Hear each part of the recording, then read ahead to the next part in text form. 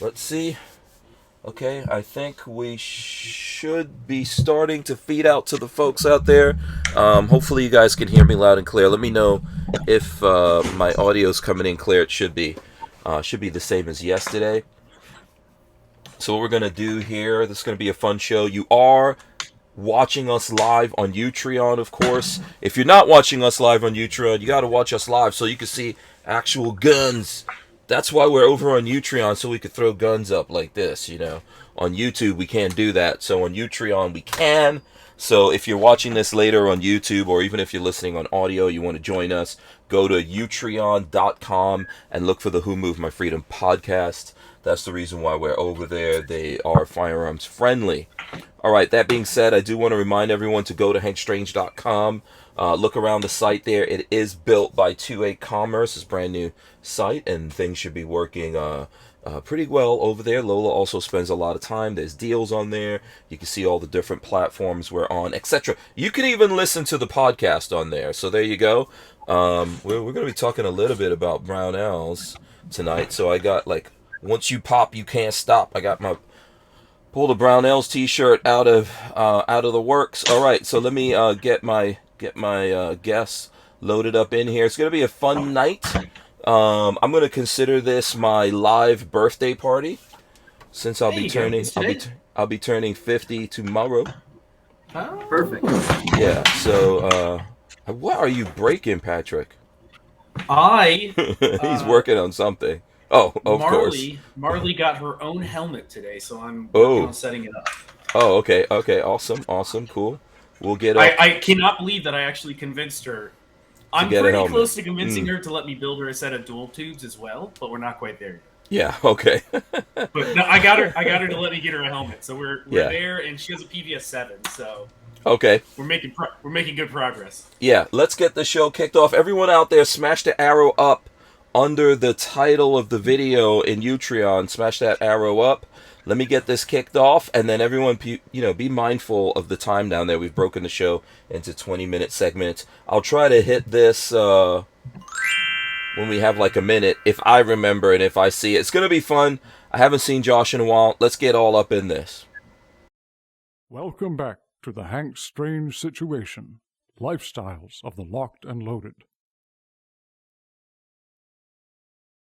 We wouldn't be able to keep the Who Moved My Freedom podcast going without the support of great companies like Franklin Armory. Franklin Armory provides 100% US-made firearms and awesome binary option triggers. Their focus and purpose is to provide freedom tools to all Americans, especially those in not-so-free states. So when you're in the market, please consider Franklin Armory.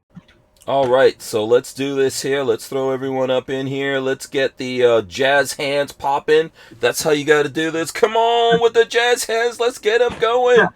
Kevin is doing jazz fists, which is cool. That's also acceptable. It's also acceptable. This is episode 877 of the Who Moved My Freedom podcast. The title is Life in Nicaragua, with Brownells, Josh Coburn, and Kevin Dixie of NOC, and of course Babyface P of Babyface P Incorporated Universally. I just felt guilty for dipping out 30 minutes early last night, so I'm going to at least fill in for some time tonight. Yeah, we're guilting him. Plus, he's up anyway, not playing video games, working on this helmet. So yeah, I'd be sitting here doing this anyway, so why not? Right, absolutely. All right, so I hope you guys have your big girl panties on. Let me see. So I think we were talking about this a little bit in the background, and I don't know if you folks out there remember my friend Josh Coburn. He's been on here before. He works for Brownells, of course. You're like in social media at Brownells, or what exactly do you do now at Brownells? Same thing I've always done. Well, not always done, but done the last 10 years. I handle all of the Brownell social media channels. So if you message Brownells, you're going to be talking to me. I usually try to introduce myself to new people, but if you're not sure, if I fail to do that on Brownells, it's me you're talking to. So yeah, I handle all social media, some content creator relations, and all that kind of fun, great, exciting stuff. So. Awesome. And also, you're a motivational writer, speaker. Obviously a tattoo and piercing aficionado. A cigar mogul now. I was just about to say, Yeah. clearly a cigar aficionado. Yeah. I have heard the Nicaraguan and Dominican are on par, if not better, than Cubans nowadays. Well, let's be honest. If we're already going to kick off this way, I mean, Cubans are only Cuban cigars because they were embargoed for too many years, right? You couldn't get them, so it was a big. But I mean, Nicaraguan cigars and Esteli, Nicaragua is like cigar mecca, truly.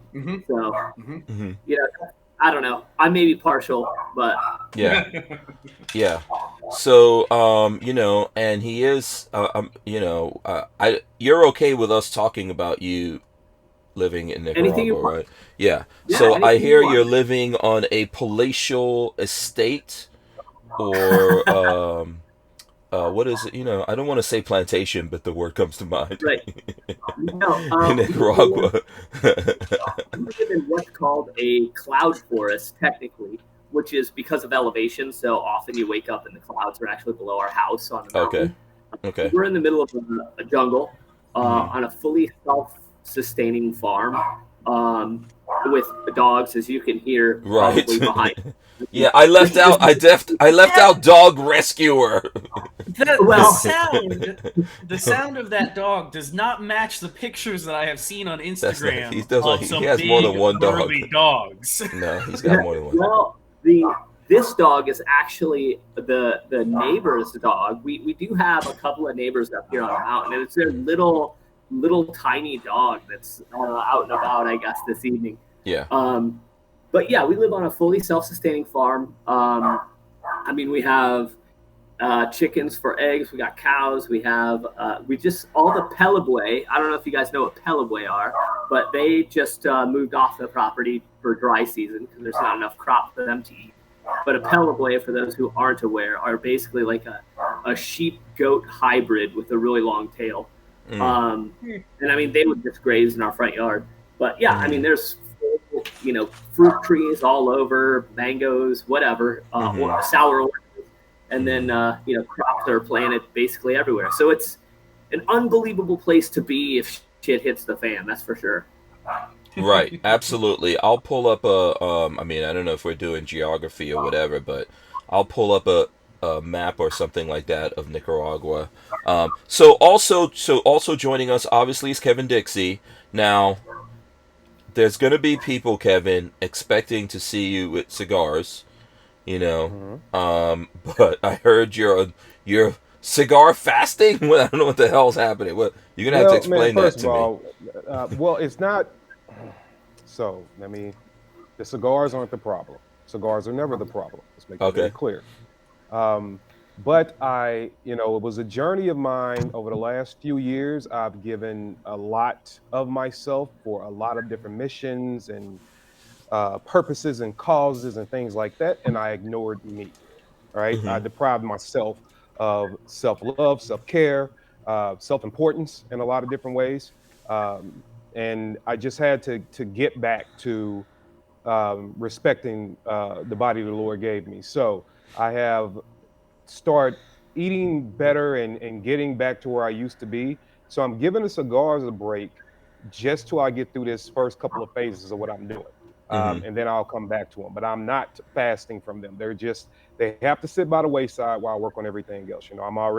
I've been out of social media. I think the last time actually I did anything on the internet was when I came on here when Roy was on for the Brownells 2A Day. The 2A Day, in St. Louis. Which I would like to say was the most successful Brownells 2A Day event throughout the country. It looked fun. It looked fun. I know that. It looked awesome. I'll get my flex on. Over 200 people with less than a week notice. I'm just gonna say we did what we did. Respect. But bow down to the authority. Just saying, hey, this is what I do. Shouts out to my team. Lane St. Louis West really stepped in there. But man, look, I just wanted to take care of myself. It's been a couple of weeks since I've been doing this. I'm looking at about 16 and a half, 17 pounds that I've gotten away from.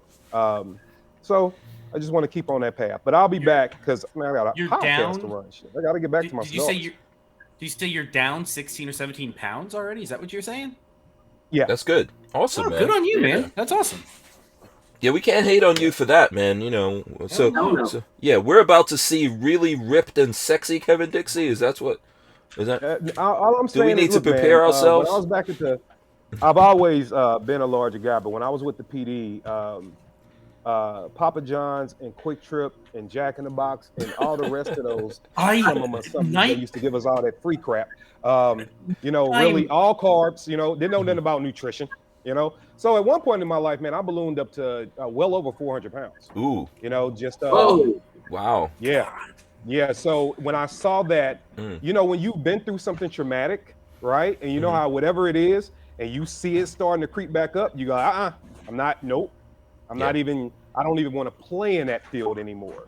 So I was like, before I even get into a danger zone, which I'm not, but before we even get close to pushing up to that 375, 400 mark and all those crazy numbers, I got to bring this thing back into perspective. I'm a guy that I sit comfortable right around 240 is where I look good, I feel good, I'm strong.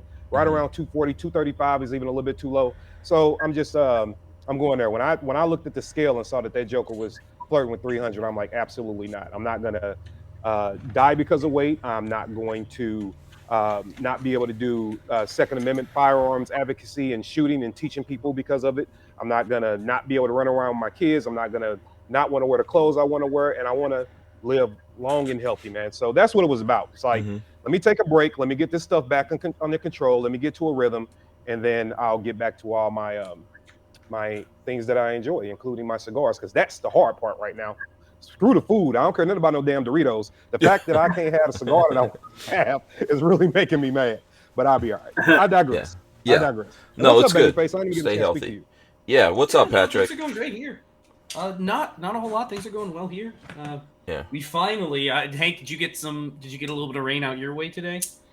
It was cloudy here. I don't think there was really any kind we of rain. finally got 2 small showers this afternoon, and the pollen dropped from the trees. It's like yellow sidewalk chalk out in the driveway. But thank God it's not in the air, because my sinuses can't take it for another week. Oh, okay. So you're feeling a lot better. Much better. Yeah. Let's see. Brian Quick. I just feel like I need to get this in there. And feel free to ask any questions you guys have. Brian Quick says, stop eating seed oils. You store them in your testicles. Damn, that went left. Okay. I didn't expect that. Seed oils. Okay, what has seed oils in it? and I mean, like, what is the capacity of my testicles to carry these seed oils? Can I bulk? Like, if I eat a lot of seed oils, can I walk around with like a massive sack? Might have to take it slow so it stretches, unless you got. You can't. Yeah, you don't want to get stretch marks on it. You want it to fill out fully. Right. Yeah. You gotta keep it classy, keep it shorn. Yeah. Are you trying to do some kind of body modification deliberately to get big through nuts? Seed oil. Yeah. The program is called Nuts for My Nuts. So yeah, what has seed oils in it? I'm just curious. Probably. I mean, everything. Everything, right? Yeah, everything. I don't know, but especially in the U.S., I feel like everything is filled with everything else. So I'm Googling it right now. Yeah. Let's jump right into that. Since we got you here, Josh. Like life in Nicaragua. I mean, let me see. I want to pull up, obviously on the map, you guys, let's see here if I could share. You guys are very close to Honduras, which I spent like about 2 weeks, I think, in Honduras, and it was awesome. So you guys are right there. How far are you from Managua? Are you close? We're south of Managua. I actually live about 40 minutes from the Costa Rican border. If you see Lake Nicaragua, which is just to the right, we live kind of right along that border line. You see all those roads kind of coming off of San Juan del Sur. There's our city. You can see it right there. Oh, there you go. Oh, cool. And you see Ometepe Island right there. Those are that's a volcanic island. Those are 2 volcanoes that make up that island, and you can actually see that from our property, which is pretty awesome. Yes. Yeah, we just hike up a little farther and we can look at the damn volcanoes. Both our dogs that passed away are buried, so they're facing those volcanoes to watch the sunrise every day. So it's pretty beautiful here, that's for sure. Yeah.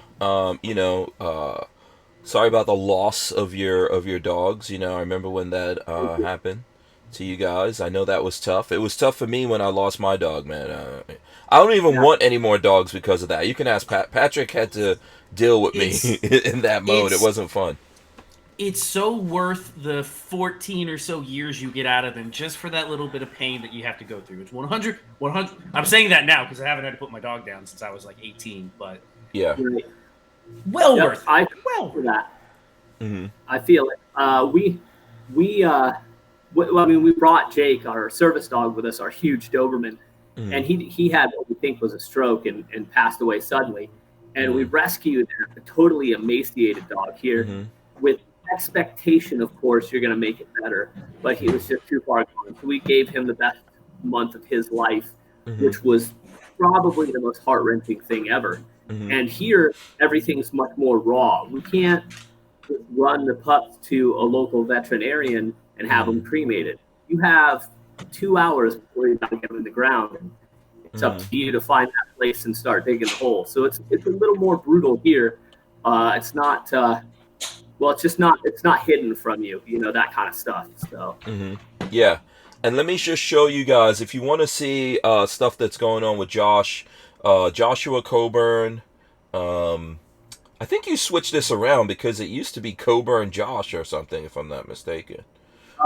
Here it's always been Joshua Coburn. One of my other associates had it swapped because it was taken. Okay. Now they're all Joshua Coburn, thankfully. Whoever it was abandoned it, and I took it over. But yeah, thank you for throwing that out there. For those that care, Joshua Coburn, Google it, you'll find me. Yes, I mostly look to see when there's pictures of Sin going up on there, and then I'll go over. Yeah. I'll go over and just look at Sin stuff from that point. I mean, Yeah, it's better off. It's much better to look at. I can tout years, and that's about it. Is this is in your backyard, right? This picture right here. I guess technically it would be our front yard. Excuse what? Okay, Kevin Dixie, I know you're seeing this right here, right? When a dude has a pool in his front yard, that is some Well, that's gangster right there. That's gangster. I don't know. Is Kevin frozen? I don't know if he's. Oh, he's there. No, I'm not frozen. I'm sure you guys are aware of the dollars and cents difference between America and the U.S. dollar and the Nicaraguan Cordoba. There's quite a bit of difference. So, the dollar goes a little farther here. Yeah, I think I was looking this up, man. I think the average yearly salary for just a regular person in Nicaragua is something like $340. The average monthly, I know, tends to run around $200. So I don't know. Oh, okay. So it's probably okay. Yeah, okay. I don't know what it'd be yearly. But yeah, I mean, poverty is a real thing here. But as you guys also know, with that comes a lot of freedom, and the people are absolutely wonderful. That whole thing about those who have less tend to give more is absolutely the truth. The community and people here are the best fucking humans ever. It's crazy. I don't know what Kevin or Patrick thinks about this, and I think you and I have talked about it, Josh. I think everyone in America at some point in their life should actually go live, not just visit, live outside of America someplace, and just enjoy or learn all the different things. I think there's some good things, and there's some very different things from what life is like in America. I think it would benefit people to do that. Yeah, I will not argue any part of that. I mean, the things that you can learn by being in this country are so vast. Whether it's looking at the U.S. from the outside, looking at the media from the outside, looking at the politics from the outside, all the way down to, going to the grocery store to shop. That's vastly different here. You're mostly going to markets and buying from the people who grow food right out of their gardens, and if you want meat, chances are good that cow's not been gone for more than a couple of days. So, you're supporting individual families here as opposed to corporations and things like that, mostly. Yeah, the food tastes different. I actually remember when I was born in Guyana and then we went to live in England, but in England I was kind of sick. I had this I was severely constipated and my parents couldn't do anything about it. I forgot what it's called, but the muscles in my stomach was just locking everything up. And they could not figure out what to do about that. And we went to live in Nigeria and eating mangoes and guavas and pawpaw and all that. Yeah. That loosened you right up, I bet. That went right away. I came out of Nigeria after living there for 3 years feeling like a superhero. So the food makes a big difference. Let me let these guys ask questions. I don't know if either if Babyface has questions or Kevin Dixie. No, I don't have anything in particular. I'm just interested to hear the stories. Yeah, Kevin, well, you got. I do. Yeah. Josh, what led you to make that kind of move, man? What inspired you to do that? Well, a couple things. I had always wanted to live in kind of a developing locale of some sort, just because true freedom exists in those places. Yes, the government maybe doesn't care so much about its people in the same ways or appear to care. But the benefits are that if I want to, build a shed on my property or plant a tree in my backyard, I don't have to get, have a guy come out and inspect. I don't have to wait 3 weeks for an approval from the HOA and then the city and all the things. I can just plant a goddamn tree. And that kind of freedom is hugely important to me. And on top of that, moving to a place like this allows the kids to grow in ways they wouldn't otherwise grow, see things that we wouldn't otherwise see. Like I said, we can walk up to the top of the hill and see a volcano. It's Jurassic Park shit, and it's crazy. So all that factored in, but I originally had planned on Baja, Mexico, but Nicaragua came up because we were visiting and just fell in love with Nicaragua itself, fell in love with the people. Most wonderful people on the planet as far as I'm concerned. And on top of that, cigars, right? This is the mecca for cigars and cigar factories. So, and weirdly, you can't really get cigars here because they're all exported, which makes sense. Walther Arms has been making concealed carry handguns for over 90 years, starting with the PPK. Today, Walther is based in the good old US of A and still builds quality firearms like the PPQ and PDP for personal defense and competition. So when you're in the market, please consider Walther Arms. We wouldn't be able to keep the Who Moved My Freedom podcast going without the support of great companies like Walther Arms. Okay, that's totally my bad. I did not even see the countdown. Hit there. You got cut off. Yeah. No worries. Yeah, to kind of wrap that thought up. So, cigars are a big deal in our life just because we love cigars and cigar culture. And to have that so close was a big deal too. It wasn't anything beyond that. We have access to friends that own a factory, so we knew we'd have access to cigars anyway. So, wrap all that up in a nice package and you have a pretty awesome place to be for sure. Yeah. So that's, I guess, the long answer. Do you own a cigar company now? This is what I heard. I heard you're a cigar mogul now. Tell us about that. Mogul. Yeah. Yes. And when will you be sponsoring all of us, really, is my question after that. But go ahead. So. I don't No, I don't. Yeah. My wife and I now own Dissident Cigars, which is an Oveja Negra brand, which Oveja Negra is known for Black Label Trading Company cigars, as well as Blackworks, Emilio, and of course. Yeah. Does that mean Old Black? Oveja Negra, it's actually Black Sheep. Black Sheep. Okay. Yeah. So how fitting, right? Like Okay. it's Cool. the perfect Yeah. brand, the perfect company. Yeah.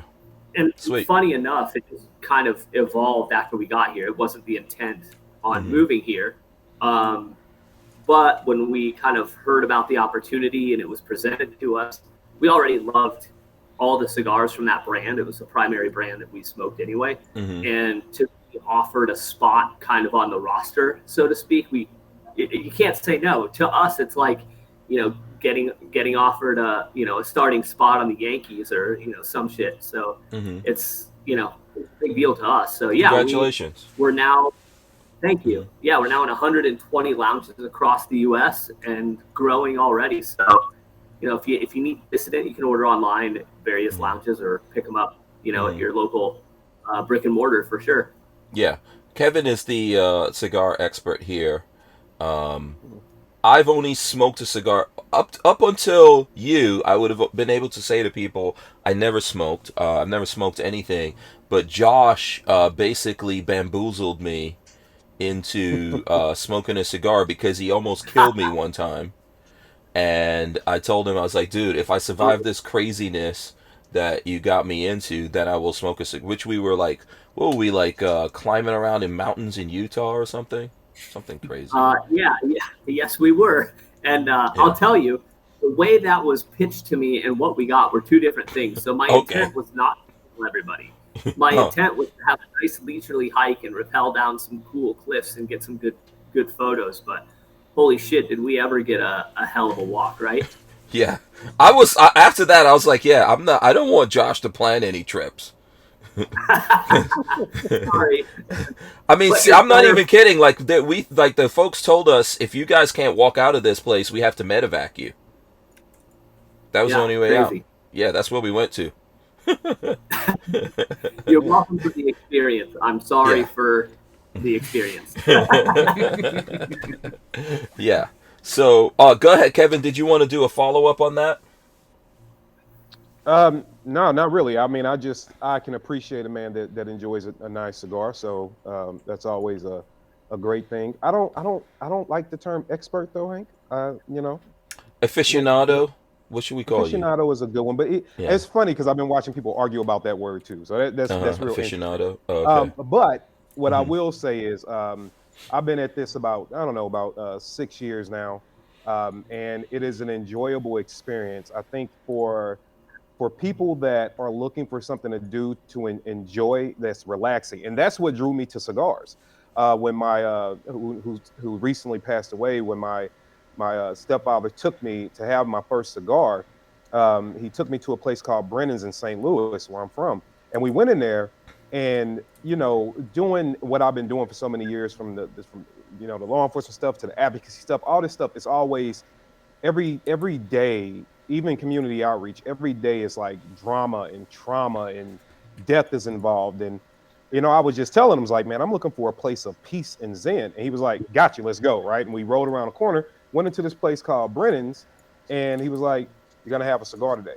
I had never smoked anything in my life. I've never smoked weed. I don't smoke cigarettes. So he's like, nope, let's have a cigar. Trust me.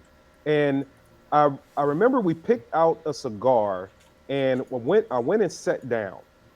And he was showing me how to cut them, how to light them, how to punch them, whatever I wanted to do. And I lit a cigar, and it was like 15 minutes later, complete strangers just started coming over talking to me, right? Just start saying, hey, how are you? They could tell I was new to smoking. You can always you can point out a newbie. Yeah, they're easy to spot, right? So they're like, hey, just want to let you know, we see over here struggling, but you're welcome. This is the way you can smoke it better, and blah, blah, blah, blah, blah. And he kind of let them just intermingle with me. And I looked around and I was like, all these people look at such peace. Like they're just enjoying their cigars. They're talking about their days at work. You can see some people in their business suits. There were some guys in there you can tell are like more laborious type workers, you know what I mean? But everybody was the same when they were in a cigar bar. Everybody just talked about life and sports, or there was even conversations about politics, but nobody was yelling at each other, right? It was just nice and relaxed. So I actually started smoking cigars because I like the people that smoke cigars. I was like, if this is my ticket to get around this kind of people and these kind of conversations and this kind of environment, I'm with it. And I noticed then ever since, when I want zen and I want peace and I want a good time and I don't want to have to like go out to a regular club and risk getting shot, I just go to cigar bar and sit back, relax, have a good time. So then I started delving into cigars, and it went from having one to now I actually have a humidor and I got all these jokers and various types in my hands and all that good old jazz. But no, man, it's fun. Now I'm going to ask, since we're on the subject of cigars for a moment, I'm going to ask Josh a question.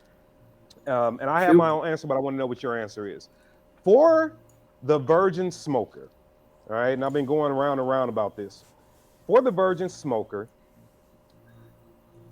I understand you take darks off the table, right? I don't think that's ever a good idea. Like, I wouldn't give a virgin smoker one of these Cohiba Blacks, for example, right? That's probably not a good idea. But what is your go-to when it comes to virgin smokers? Because I see a lot of them are gearing toward more of the flavored cigars like this little guy, the acid dips, the Cubas, and stuff like that. Or do you go with a straight, light wrap, Connecticut style? Like, what's your go-to? Well, firstly, I agree with everything you said about cigar lounges, etc., because that's exactly how I got into cigars as well. And I can give you that story because it involves Ryan Rep. And for those of you that know Ryan, it's a pretty funny story. But regardless of that, to answer your question directly, I think you're right. You don't want to go too heavy because obviously that can be a problem. But I tend to not lean toward flavored only because unless they just are really like, I want to try it and I think flavored's my ticket, then sure. If that's the way to get people in, I mean, acid's the #1 selling cigar for a reason, right? It's a gateway for sure. So regardless of what my opinion is, that's the winner anyway. So data says that's the one.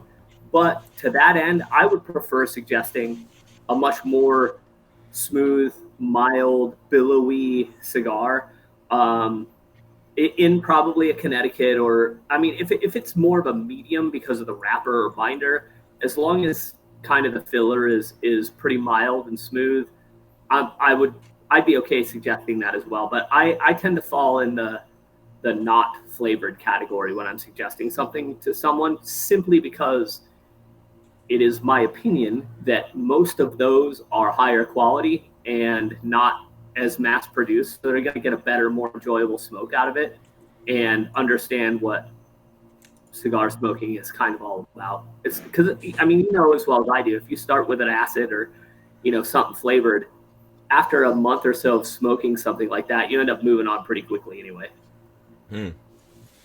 Yeah, and that was I'm glad to actually hear you say that. That was one of the things that I was going back and forth with one of my buddies about, was the fact that, hey, the thing is, if you start someone off with an acid, or a flavor, and unless they, to your point, unless they absolutely are, hey, no, this is where I want to go. But if you have an option and they're open to it, I don't like starting them off there because I think it kind of ruins what a cigar is supposed to be. And they start to think that, oh, it's always going to smell like cherries. And I was arguing with one of my friends who now smokes cigars regularly. I was like, you will learn to love the smell of leather over cherries and blueberries and all that kind of stuff. Like, what do you mean? You can't smell leather and you can't smell nuts. I'm like, well, and that was a whole joke in that. But I'm like, let me tell you, you absolutely can, right? And then she understood, because I'm like, I don't want to get you spoiled thinking it's going to smell like... You get some oil in those nuts, you'll definitely smell it. You know what I mean? So I always find it interesting to ask other guys that are into the game, what they do. Yeah. Let me ask Babyface, because Babyface is actually partially Cuban. Have you ever smoked a cigar, man? Mm-hmm. Yep. Oh, you have? Oh, okay. It's been a long time. I also tried a couple years ago, getting into pipe smoking, and it's one of those things that if you don't have somebody kind of showing you the ropes, it's like guns or watches or anything else. You don't have somebody that's like suggesting things to you, or you don't have somebody to sit down and chat and smoke with, then it's less fun for me to go sit on the back porch and smoke a cigar than it is to be in like a group setting. So I never got into it heavily because I just don't have a friend group that smokes a lot of cigars. Okay. But I'm not opposed to it. I like you give me a cigar and whiskey, I'm good with it. I like the taste of burnt oak in a glass, so it doesn't bother me at all. Yeah. Right on. Yeah, that's interesting. I always found, so as a kid, I always found the pipe, like that's something that stuck in my mind. I remember as a kid having uncles that smoked a pipe, and I don't know what the thing is, but there's a very distinctive smell of one of those pipe flavors. That's kind of why I wanted to get into it. Is there's almost, it's similar with cigars where there's almost like a ritual to it, because you have to pack it, and there's a lot of skill that goes into it as well. And I never made the connection with anybody that could show me the ropes. So I have a pipe in the pack and sitting downstairs, and I never could get into it. Oh, okay. You guys also smoke, do the pipe stuff, or I see Flying Rich says I smoke alone or with KD. I don't know about that, KD. Oh yeah, but, Me and Rich have had a stogie sitting on a patio on an Airbnb. The pipe is something that I only tried it once. I'm still new to it. Actually, shouts out to Roy with Brownells, because he's the one that actually at Brownells. He's the one that actually was like, "Yo, try this pipe out." So he sat outside, took his time. He brought this whole kit over, and I'm like, "Okay, let's get it. Okay, what's going on?" Because I didn't watch people smoke pipes. Well, I did, but they were called crack pipes, so it was a little different. And I'm like, all right. So now we're going to enjoy this thing. I did like it. It was nice. It was different. The only thing that I still have to figure out is why it made me spit so much. Like I kept getting this absorbent amount of saliva in my mouth, and I kept having to spit, which then took away from just enjoying the experience. So I got to figure that part out. But I don't mind. When it comes to pipes, there's a whole lot, like keeping your ash or your char lit and keeping the temperature right, and there's like a ton that goes into it. It is something I would love to get into more, because it's it seems like it'd be a very cathartic thing to just sit in the back porch as the sun goes down and smoke a pipe. But I had a hard time getting into it by myself, being completely alone. Yeah. Have you ever gotten into this, Josh? I'm with KD over there. Like, Roy is the man on so many damn levels. Those of you who know Roy understand this. The master of nearly everything. And he had piqued my interest in pipe smoking. I love the idea of it. I just seriously, I've never done it. And we have talked about it on numerous occasions, but I can also just pull out a cigar and light it and sit there while he smokes the pipe, and I can do that too. It almost feels like cigars are just an easier option, because if you go to a good cigar shop, you got tons of options. You got whatever you want to smoke, whatever flavors you want to go for, and you don't have to clean the pipe, you don't have to tend to it, you don't have to pack it. It's just like get a good light going and it'll stay lit for a while. So yeah, cigars are a little simpler. Even though I don't smoke, for example, I grew up with my both of my parents. Like I've seen my mom smoking a pipe, cigarettes, and my dad smoked weed since before I was born. So that was one of the first smells I remember. Yeah, my dad was smoking weed on a regular. I think cigarettes are kind of disgusting, but the smell of cigar smoke and pipe smoke is, I don't know, there's something really, it hits the palate. It smells good to me. I like that smell of like old leather, oak barrels, like that, all of that together. I feel like I'm in The Hobbit or something like that when I'm hanging out with people. Like those smells and being in a lounge, like, I don't know, there's something inherently, I don't know, like, swanky is the wrong word, but it's true. You feel classy. Yeah, classy is a good way to put it. And to the point made earlier, when you're around individuals that are smoking pipes or cigars, I learned more in my first couple of years in a cigar shop than I learned about business in 20 years. And had I known at 18, I would have been smoking cigars right away, but for the knowledge alone.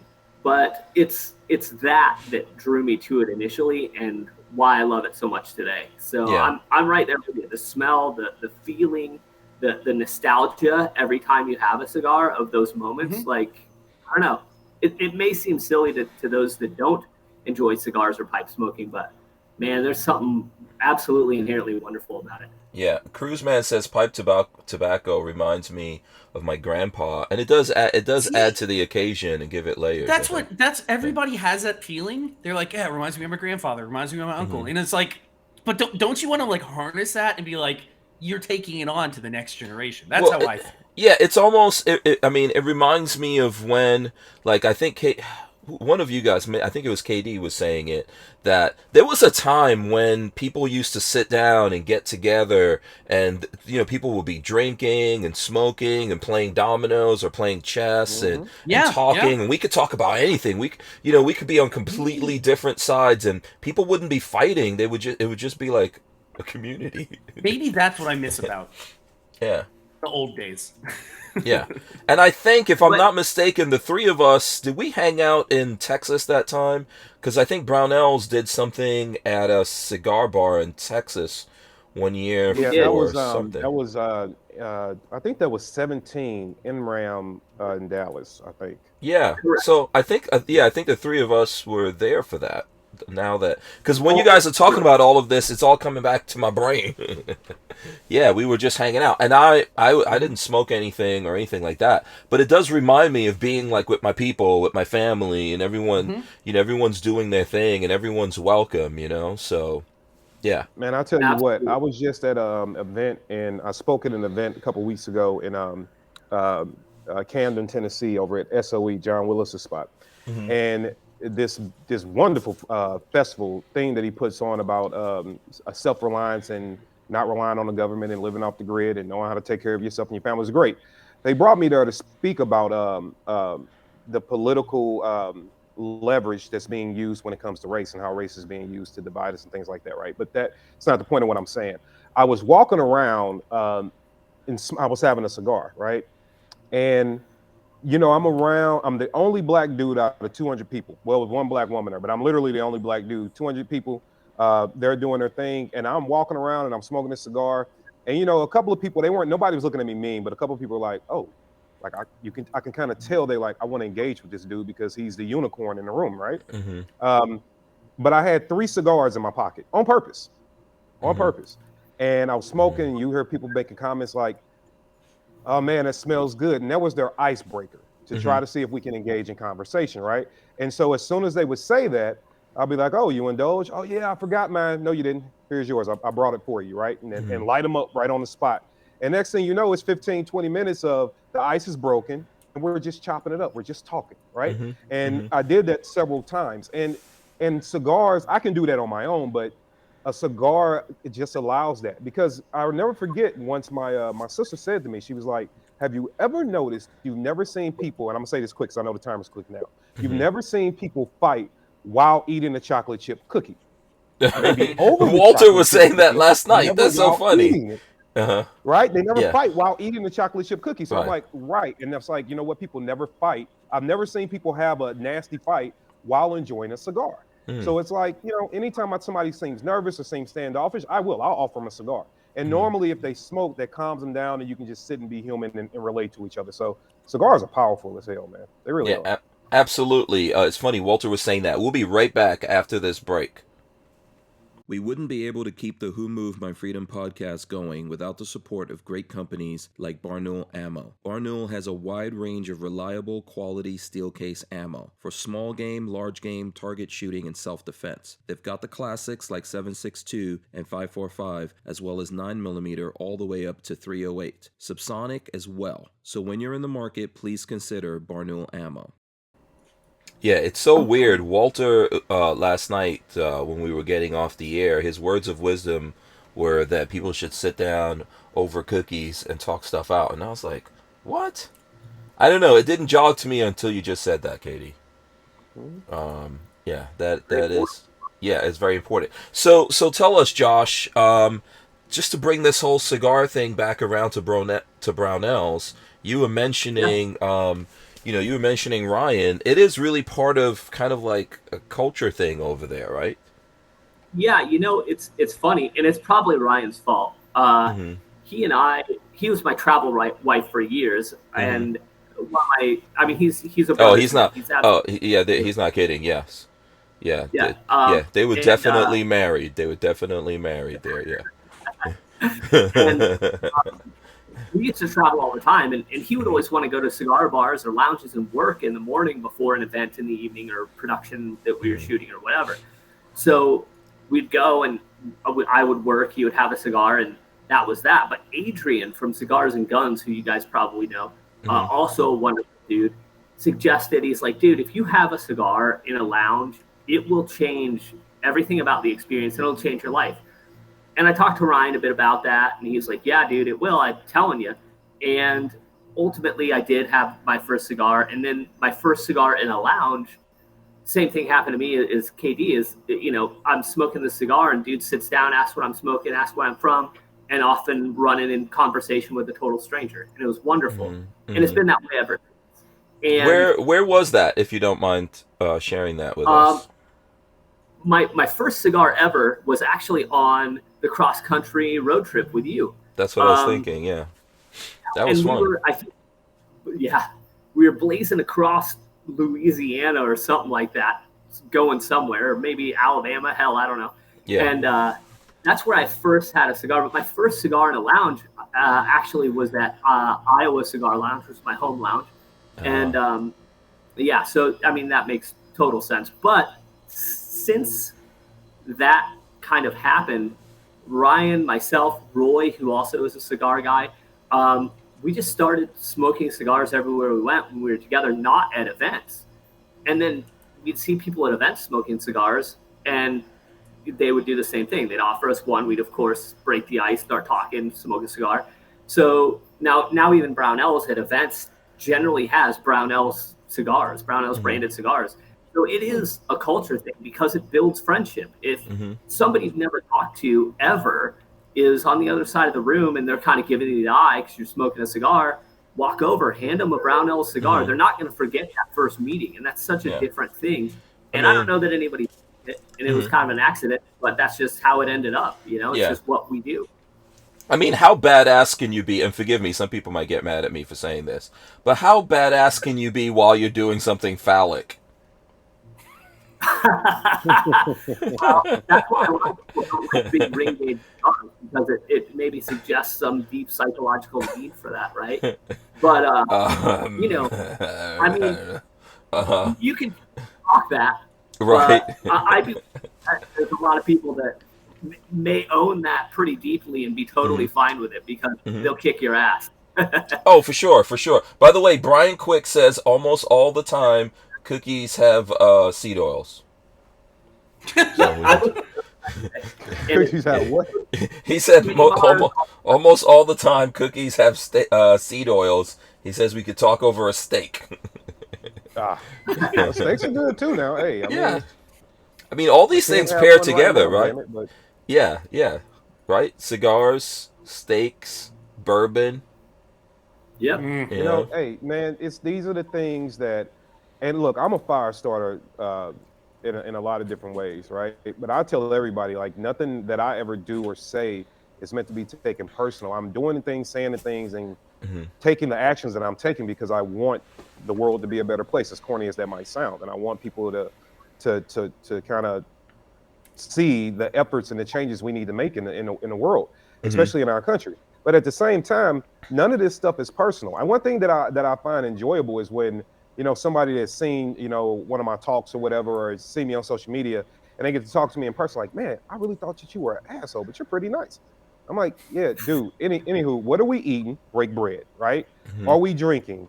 Have a nice, clean spirit together, or have a cigar, and all those worries go away. Most people that have sat across from me at certain events or certain gatherings or certain conventions, and once they do one of those three things, I will either have a conversation, break bread, have a drink, or have a cigar.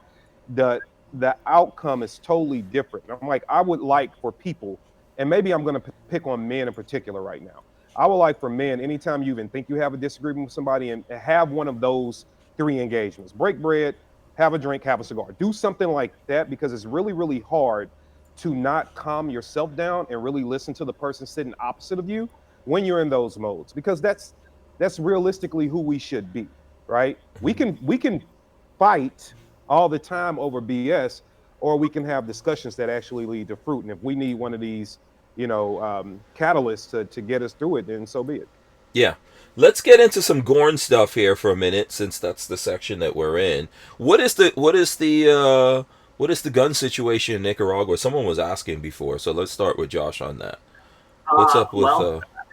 As one would guess, there are no guns for civilians unless you own a business, which we own a business, and that's for protection, obviously. I mean, it comes all the way down to like you're not technically supposed to carry like a machete in your vehicle or anything like that. So for the most part, that's all a no-go. So that's a situation. Of course, they don't have, the Second Amendment or any of those things. Thankfully, we're in a place that, is very peaceful at this time. Obviously hasn't always been. We all are aware of the history of this country, but or lived through at least the news reports of the history of this country.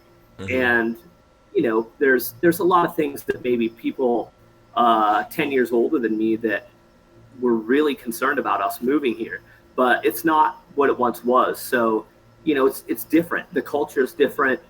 The need for protection is different, and I'm not saying that people shouldn't protect themselves or any of those things. I'm not not knocking 2A, because obviously it's part of my livelihood and I love it and I wouldn't be doing it if I didn't.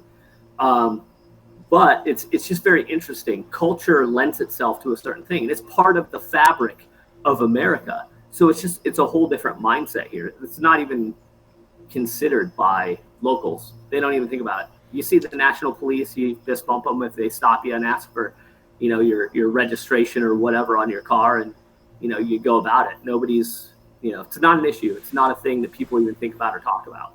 Okay, but there are guns. I'm assuming there's still guns. There's still bad guys still have guns. Well, who knows? The government, I don't know whether we would consider them the good guys. I probably wouldn't. In terms of like in crime here, it's so low that you don't hear about it hardly at all. So yeah, it's very interesting. The whole debate about firearms in countries outside of America, especially Latin America, it's weird. That's the best way I can describe it, because it's such a foreign concept to everybody here. Like, it's not even a thing you talk about. Well, I mean, I think that we're dealing with the government has guns for sure, right?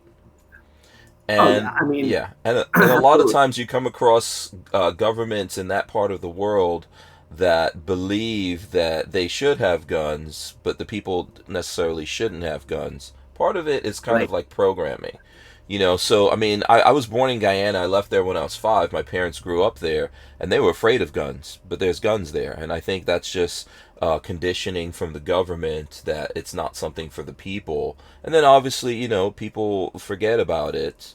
Like you're saying, they don't necessarily think about it until the need arises. Yeah. Right. Yep. And that's an absolute fact. Yeah. And I'm not trying to to like beat you up or anything like that, because I think I understand why you went to live there. I've known you for long enough to know that it's an important thing for you to do. And like I said, I think it's a powerful thing for people to do and experience. But yeah, it's kind of weird, because I'm kind of coming from the reverse thing, right? I was always into guns, just being a kid. Those are things that I was always attracted to. But I kind of had that same feeling too, until I came to live in America, like, oh, this is like a special thing and it's not for me. But now life has completely switched around for me, and it's kind of one of those things that I would not walk away from. So I would want to have, yeah. Yeah, I totally get it. And technically, I can't speak too much about it because I do live here. Yeah.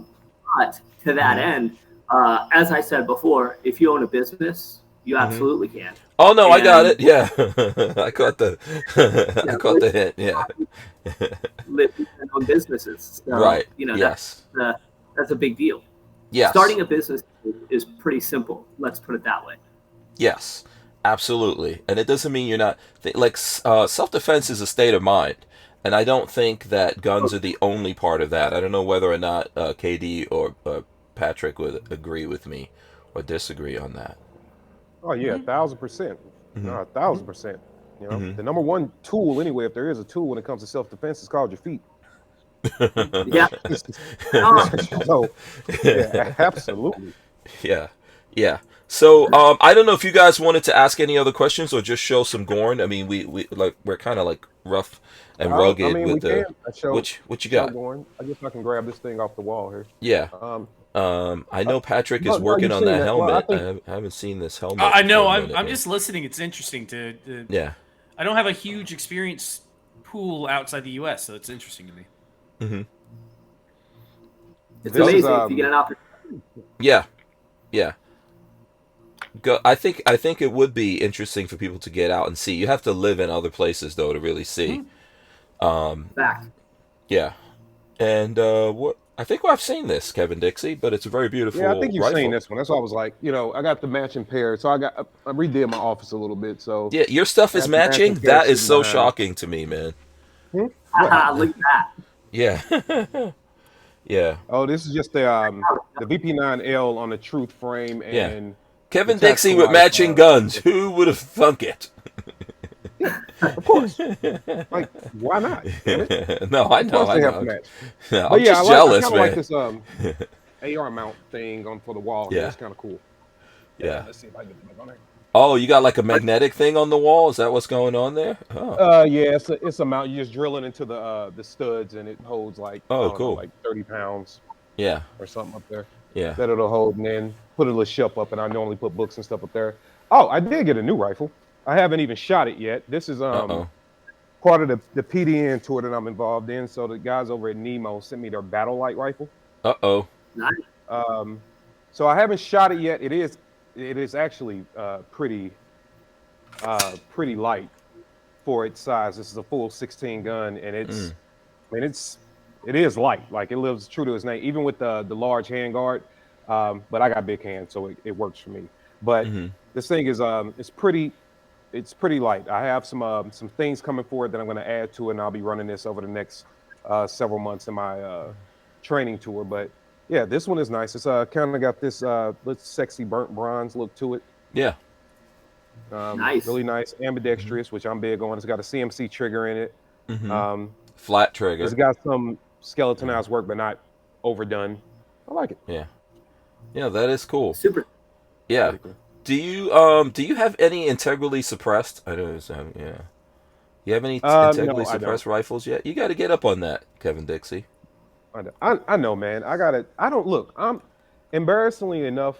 I got feds always watching. But I got enough stuff. What does that mean? Look, I be trying to be careful with what I'm saying, man. Oh, but my what Lord. I will say is this: I have enough toys to play with, but I'm even upset with myself because I still got 2 other new guns to show off. Actually, I think I got 6 guns in the last 2 weeks, something like that. But 6 guns. Don't be embarrassed. The problem. Yeah, it's the good problem stuff. is, before I even get to integrally suppressed, I have to admit there's some I don't have in my collection, and I'm pretty ashamed of myself. Don't tell me you don't have a suppressor. That can't be true. No, I got a suppressor. Funny story about that. My suppressor has been in jail over a year. Holy moly. Oh. Yeah, it's literally been a year and a week this week. So my SOT is starting to raise hell to the ATF about that. I'm like, this is ridiculous. Give my stuff. But no, cans, and I've always had access to cans. When I was with a FFL, SOT, I had cans all the time. So no big deal. Not that. I don't own a lever action. Oh, shame on you. Yeah. For shame. So you're gonna have to get a lever action. Someone's gonna have to work that out. And you gotta get a 45 long Colt and leather action. That's the good. That's the good. Yeah, and I will do it. I gotta get around to it. I always forget, and every time I see somebody online, doing the spin shit, Yeah. Oh yeah. Like, damn it! Man. I gotta. Yeah. Damn it! I have to get me a lever action, but I will do it. And Yeah. What's the good lever actions out there for the people? I like Henry. I like Henry rifle. Yeah, Henry's the always go to. Marlin always had a lot of great. Well, across the board, in my opinion, I always like their stuff. Yeah. But what's funny is because I'm the social media guy with Brownells, of course, the debate on making a tactical lever action, it cracks me up. The people that get so up, that was just crack. I love it. But that has. I think tactical lever action should. Isn't there a tactical lever action already? Yeah, there's some out there. Yeah, I've seen a couple of them. Yeah. That absolutely should exist. That's apocalypse fair right there. That's end of the world. That's prepper shit. Yeah, lever actions would be awesome in for zombie apocalypses. If you're gonna do that, you better grab one in like 9mm or 223 or something that's readily available. Right. Yeah. I kind of like the old. I think the thing with the lever action for me, like I'm not knocking anybody making one all decked out. I just think it is kind of the old school nostalgia for me. Like I just, because I've definitely seen them with M-lock rails on them and all kind of stuff. I'm like, well, damn, it looks good. Don't get me wrong, it looks freaking awesome. But I'm like, I want to feel like a cowboy. Like I just want. I get that. Like you're on a stagecoach. Yeah, man, it's the thing about it, which is a reason why I want them. But that's you want to be that dude in Blazing Saddles. That's one of my favorite movies. I mean, why do you have to bring up Blazing Saddles? I love that movie. That's a great movie. That's a good movie. What is this gun that what is this gun you're sneaking out? You're sneaking guns out of. Hold on. Let me see. Why are you taking these guns out and not showing them to us? I'm taking them out the box, Hank. Damn it. I'm trying to get. Hold on. I'm juggling a lot of stuff here. All right, let me get it out the holster. This one actually has been played with, so make sure it's good. Okay. These HKs? Yeah, so I got matching, once again, with the PDN tour, I got matching Medis, mechanic. Nice. Oh. So we'll match. Yeah, hold that up a little bit. Hold that up. Yeah, hold that up a little higher and closer to the screen. Let me take my hand away. Oh, it's Canic. Okay. You know, that's something. I don't own a Canic. I don't know about you guys. Their new red dot. It's the mechanic. Yeah, that's the name of it. Is the mechanic. That's a small. I haven't. I gotta. Who makes that red dot for Canic? Oh, okay. Yeah, they got one. See, it's on right there. Hold on, I'm trying to tilt it to where you can see it. Yeah, you can kind of see the emitter. Yeah, I can see it a little bit. Yeah, right there. Yeah. Who makes their optics for Canic? I have to see who OEMs it. It feels like it's a Hex, but I have to verify that before I put my name on that. It's it came labeled as theirs though, so I have to dig into it and see who the heck it is. Yeah. But I put it out the box, mounted it on the gun. So actually, I'm going to be allowing students in my class to shoot this one. I'm going to be running this one, so they can get a real feel about it. But you know, they're nice. They're MOS. You know, so you can see this black one here. You can see the plate. The fact that they are. You know, they're MOS. They come with the removable plates. Yeah. They're really nice. I like the size of their guns. That's probably my favorite thing because of my massive hands. I like to be able to get a easy grip. It just feels real natural to me.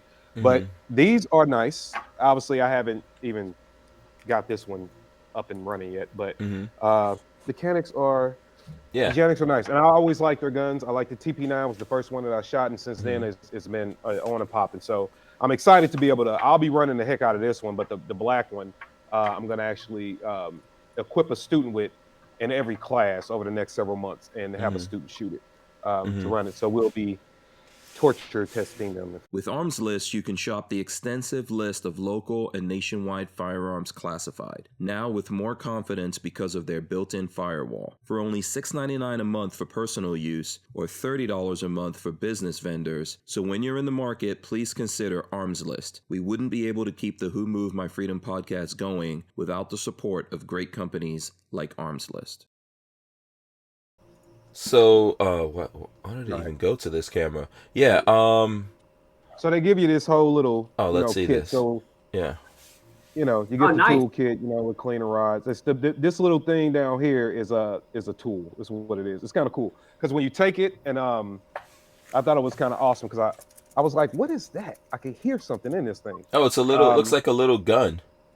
Yeah, it's a little tool, but if you take it and you slide the magazine backwards, if you will, what a magazine would be. You slide it backwards, then you get a lot of torque keys. Ah.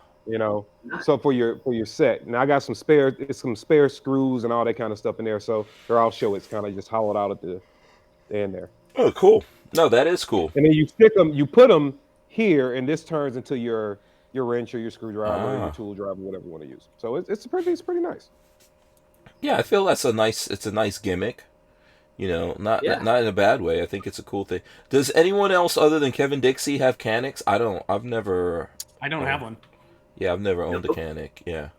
I need to get up on it. I like the stuff that's coming in there. Hey man, that TP9S, I think now you can get the TP9 for like $299. Mm-hmm. So yeah, I've always enjoyed them. I was pleasantly shocked. I shooting them years ago, and I was pleasantly shocked. And since then, I just kind of been all over them. Yeah. No, they're good guns. Night Train says, I would consider Canic once the president dictator of Turkey, Erdogan, isn't around anymore. So there you go. Erdogan. Is it Erdogan?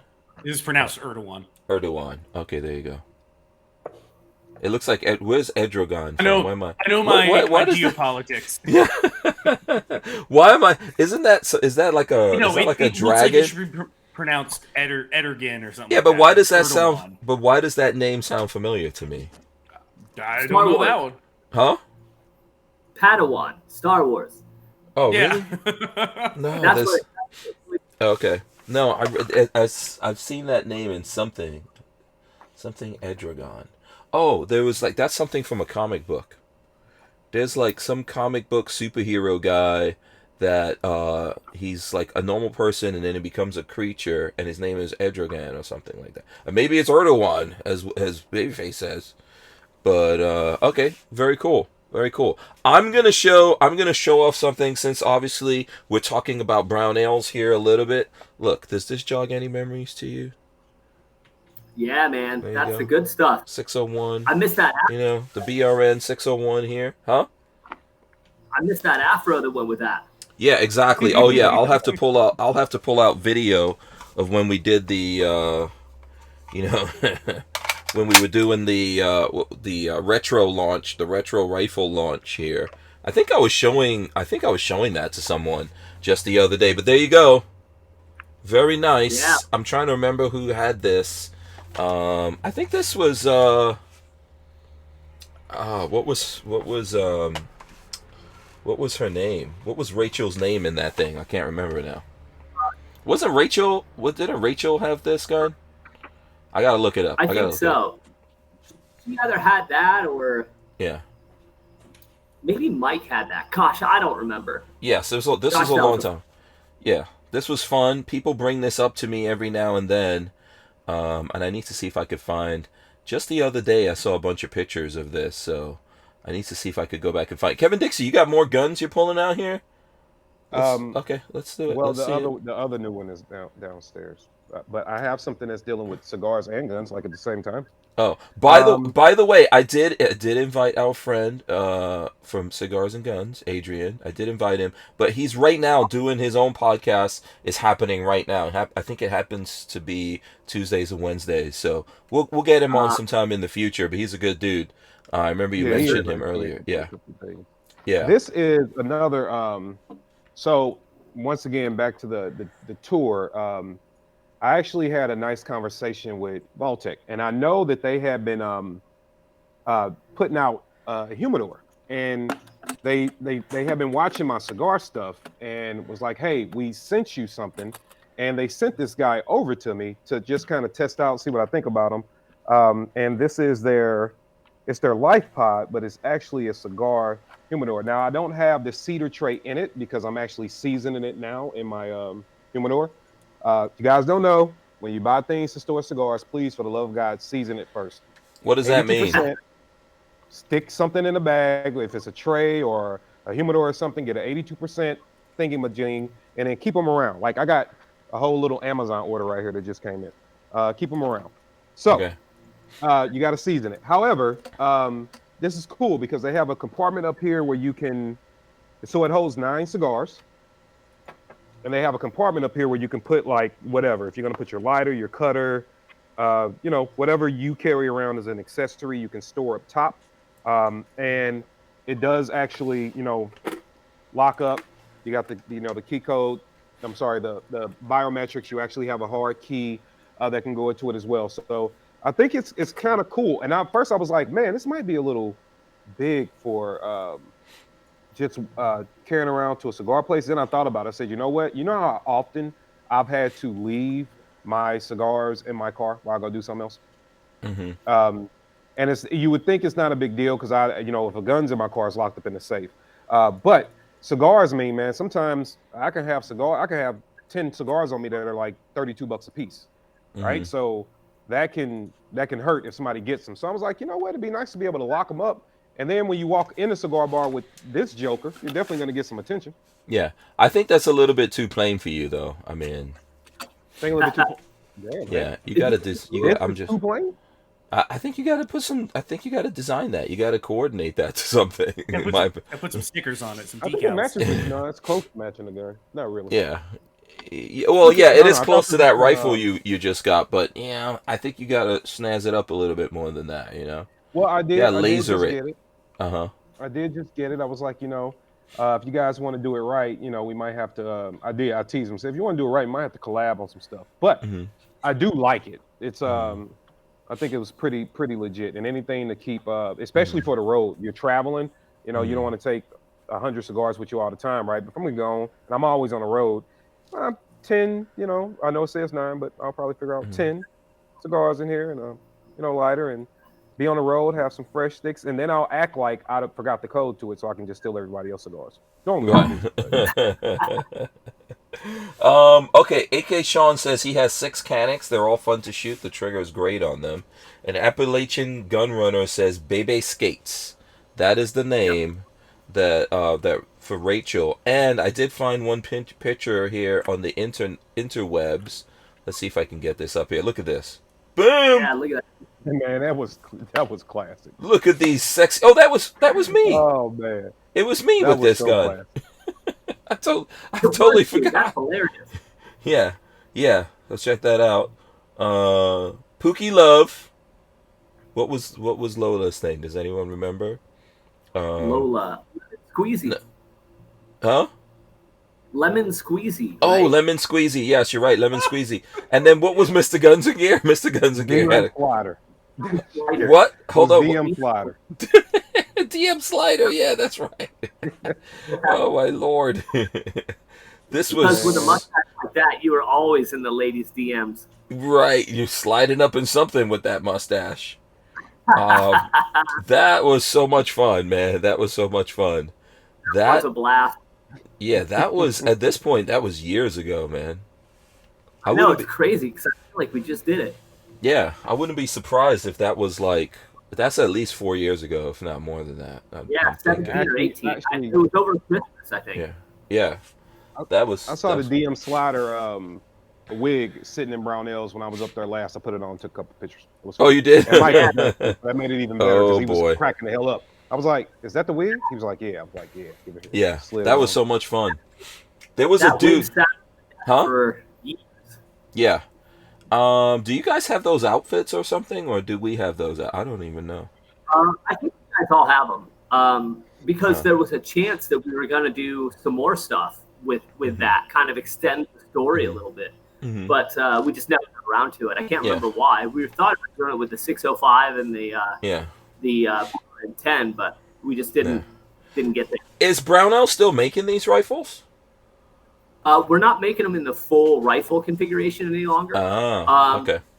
Because truly, and we get a lot of flack for that from aficionados of the retro ilk, but honestly, they were never intended as a forever thing. It was just kind of a tribute, throwback, cool thing because the carry handle gang is a big deal to a lot of people. And we still offer if things are in stock, because of course the last 2 years, you know how that's been, but you can still build them. We have all the parts to build them. We have the lowers and everything, so you can still make it happen and still look identical to it.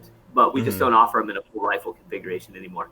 Okay, yeah. Appalachian Gunrunner says, I love Brownell's retro line. I have a XM177E2 and an A1 from their line, along with many 20-round mags. Awesome. Non-Brownells, but... Oh, yeah. Oh, Babyface is going for guns. He's going for guns. Let's see what she's... This is from the Babyface P retro line. Right. This is... you don't want to see Babyface P retro. You don't want to see that. This is my M16 Vietnam parts kit that I put together. That's cool. Original Colt parts, brand new barrel, and then using the engraver that I have. Oh, there you go. You can see I did some artwork on the side to make it look authentic. Nice. But yeah, all original M16A1 from a parts kit. These things, when I bought this, these things were so cheap. I wish we could get back to those days. I think I paid $350 for the whole parts kit, and then another $100 for the barrel. Yeah. Maybe what about that sling? Is that like this is just a Magpool MS1 sling. It's something I had laying around just to use. Oh, okay. That's not what people would have had. No, I don't. Okay. I don't know what would have been on the A1s, but yeah. This one was this old sling was just sitting around, so I figured I'd put it on it. Yeah. Someone will tell us. I know Brian Quick is asking. What is he asking? Does Brownell sell A2 upper receivers? I don't know. We would have to check on the Brownell site. Yeah, remember, with 80,000 parts and me not delving into the parts daily, I don't quite know them like I used to. Yeah, Roy would go straight to the website and pull that up. Yep. On it right now. I was just about to say I can go check. Yeah, let's see. Yeah, see, and Appalachian Gunrunner says he has a Colt A1 parts kit build too, and a Colt SB1 upper on a Brownell 601 lower. So there you go, very cool. Yeah, that's did Kevin Dixie go through all his guns? All his new acquisitions? That's what I had sitting up here. Okay. All right. Very cool. I can show the 1911, but I'll have to go get it. Yeah, it's up to you. So while we've got Josh here, we're talking Brownells. What's the next big? I mean, is there? I don't know if you could talk to us about that or not. But what's Brownells got in the works? What's coming up? Well, next? yeah. I mean, of course, the BR-180 stuff is huge for us. Everybody loves that. Loves the uppers. Loves the lowers. Loves the whole thing.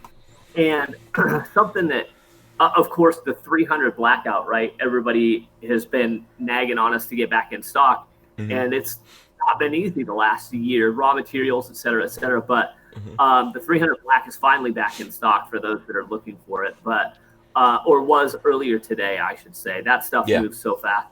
But honestly, the big thing that's coming in that's been like, I don't know, 2 years in the making, and is the BRN 180 retro style stock, the old folding stock. Introduced at SHOT Show I think 2 years ago, and we will finally have it. If memory serves me, that should be coming live here in the next week or so. Oh, okay, the stock. Okay. Yeah. Which may not sound like a super snazzy, cool, over-the-top, look-at-me item, but holy crap, the amount of people that hound me on social media about that is insane. So finally, it's coming. The Brownells BRN 180 stock will be here. So otherwise, honestly, the coolest, newest stuff that's happening really is more for the shoppers than the shopping experience rather than even firearms parts, because those of you out there who complain about our slightly outdated website is tough to search, which yes it is. Elephant in the room, right? We're finally getting the systems in place on the back end to feed the front end the way it needs to be fed properly. So we're catching up technologically in ways that'll advance a lot of things and make life a lot easier for everybody looking to shop a little easier with Brownells. So that's damn exciting for me. I can say from experience, the first time, and this was been years and years and years ago when I first started getting into guns. First time I purchased from Brownells, I did a search for something, and then I went page 1, 2, 3, 4, 5, and I was like, oh, they must not have it. It doesn't go past page 5. It took me, I don't know how long to realize that if you press the next arrow, it goes to page 6, but the page numbers don't move like you would normally expect on like modern websites. Yeah. So I thought Brownells only had 5 pages of everything for a long, long time. That page is literally from, when did Pete take over? Because I remember when Pete Brownells was on the Brownell, I should say. I always want to call him Pete Brownells, although it's Pete Brownell. But when he was on the show, he said that when he started taking over running the company, you know, he wanted to bring in a website, and his dad told him, no one's going to buy anything on the internet. Right. And you so know, it's funny because he started at Brownells right about the same time. And I remember, because I've done everything in that company over the years, and I remember for years that, you know, of course we had the catalog, people would mostly call in. And we had a website, but it was legitimately the catalog, but online. Okay. And you would go to the website, find your stuff, and then still call us. So, and, you know, as time went by, of course, Pete pushed and pushed because, you know, the internet's a fad and all those things. But eventually, you know, kicking and screaming, we moved forward. But it's funny because when I was starting there, I was, I guess I'd been there for 5 years or so by then, but I used to be in procurement and, you know, buy and develop parts and products. And I would purchase things in, you know, a SHOT Show at, you know, and they'd go into the catalog, which came out in August. And I remember one of our kind of funny things, it's funny now because it's, you know, years and years and years ago. But I remember that, you know, the people who really watched the numbers and the number of turns and products would be like, hey, we're going to drop this item because there's no sales. And I'm like, bro, we can't because it's not been, the catalog hasn't seen anybody yet this year. It's like, what was the turnaround to get on the catalog?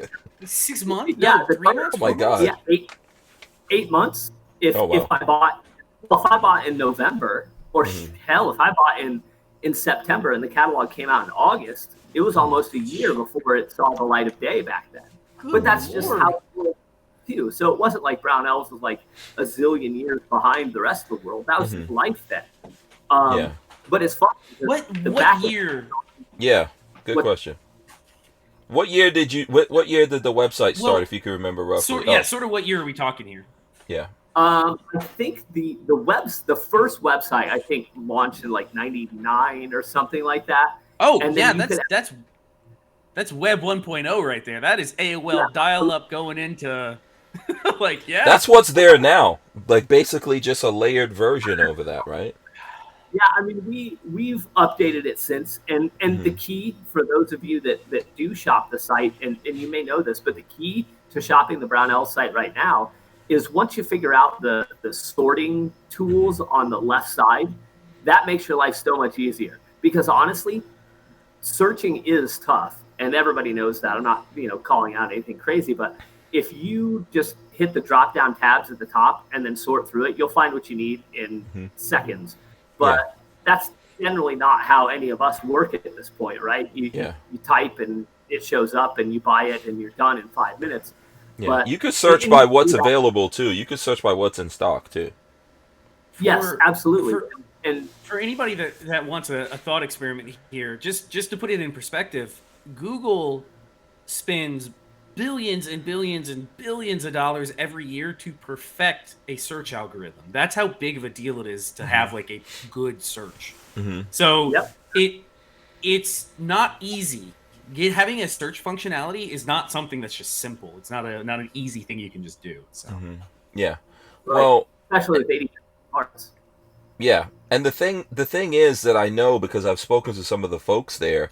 You know, I think Pete has spent a good amount of time when he was on the show. he was telling that story about how when he started and he wanted to get on the internet, and his dad was like, I don't think anyone. We wouldn't be able to keep the Who Moved My Freedom podcast going without the support of a DAO, or decentralized autonomous organization like TUSC Crypto. TUSC cryptocurrency is a firearm-friendly e-commerce option for online payment transactions secured on the blockchain. So when you're in the crypto market, please consider TUSC. TUSC. Okay. Now, where was I? Okay, I was saying that Pete was telling us how, this whole thing with his dad, and when he wanted to do the website, and it was thought that no one would buy anything online, and he was saying that now, you guys could go look at this if you just search for Pete Brownell here on the Who Moved My Freedom podcast, and he said now he worries that he's the old dude, and he's, missing the new things. But I did notice that Brownells has put some serious time into upping the team when it comes to this stuff. Like, you've brought in some big executives. Like, I think from companies that we've heard of out there, building websites for those companies and running big companies, right? Right. And I'll leave some of that to Pete. But in terms of the bolstering of the web team and the things we're discussing is not a slight to them, because to your point earlier, Babyface Pete, this stuff takes time. It's not easy, and they're stuck kind of dealing with what they have also while moving into the future with something new. So they got this kind of balancing act that they have to do, and they do it well. They're kicking ass. It'll come. Be patient with us, but it's happening. That's the hard thing, is working on a if anybody out there listening has never worked on a development team, you can't just make wild changes to what's currently live, because obviously it's making you money. So you have to have at least half your team maintaining what's currently working, because that's how the income is being generated. And then you have to have another separate team, or half your team, trying to produce something new. And having talked to Roy a little bit about how some of the back end works, it is brand new. Like, everything needs a total overhaul. Some cool stuff is coming. So it'll be neat when it happens. That point as well is really, I mean, when you got to connect operations of the size that we are to a website and inventory management and all the things that go into warehousing of any kind, it's no small. I mean, it's years in the making. Period. That's just how it has to be. Yeah. And I wish it wasn't that way. And the dudes that complain are usually the guys that just whip together a Squarespace website overnight and are selling their part or piece or whatever. And they don't understand you make five that, things. You're dealing with a lot of people. Yeah. Well, I think I can list everything that I make on one single web page, so it's easy. Do you want to find something I make? Just it's all five of them are right here. Yeah. So I know that Kevin has been to the Brownells warehouse, and I have, like, everything we're saying about the website, the warehouse is the flip. I mean, that is completely opposite. It's like Amazon warehouse over there, the way everything is organized. And I think that Josh and I made like a funny video, but I wanted to do that just to try to show all, like, it's really crazy over there in terms of the amount of stuff that's there, things that are coming in all the time. They know what's there. They can literally go get something. You're ordering things, and there's like conveyor belts and everything bringing your orders. And what is it? You guys are off. It's off I-80, I think. Is it I-80? Yep. Yeah. Yeah. Right off I-80. Yeah. You could stop in, and you could go to one of the computers there in the store and order something, and they'll find it in that massive warehouse and bring it up to you. And it's fun to stop in the shop because there's always cool guns actually in there, including cool used stuff. Really cool. Yeah, you need to do this sometime, Babyface. I know you hate traveling anywhere. And they have flavored creamer too. They have good coffee and flavored creamer. I just want to point that out. Makes the whole trip. All the millions in logistics and all that. Got good coffee. That's important. Matter to us. They matter. Like, honestly, I mean, I've been with Brownells for like 20 plus years, and there's a reason for that. There's an absolute reason for that, and it's because it's filled with wonderful people. Pete and Frank have taken care of me personally and everyone there at such an amazing, crazy good level, all the way down to your point, the coffee. And it's not overlooked. Even like the snack bar area there is all done on the honor system. You can pick it up and walk away if you want, but there's a pay station there that you run yourself. And that just goes to show the trust that the company has in their employees and the people that are a part of that company. And that's really what makes any great company go, right? It's the human beings there, but it starts at the top. And honestly, I can't say enough good things about Pete, Frank, and the whole company. No, Brownells is absolutely terrific. Yes, it's an awesome company. I don't give a lot of companies a lot of public credit, but Brownells it's not. I've never felt like I was talking to an industry giant. I've always felt like I was talking to the family that lived next door to me. Right? It's just always been different.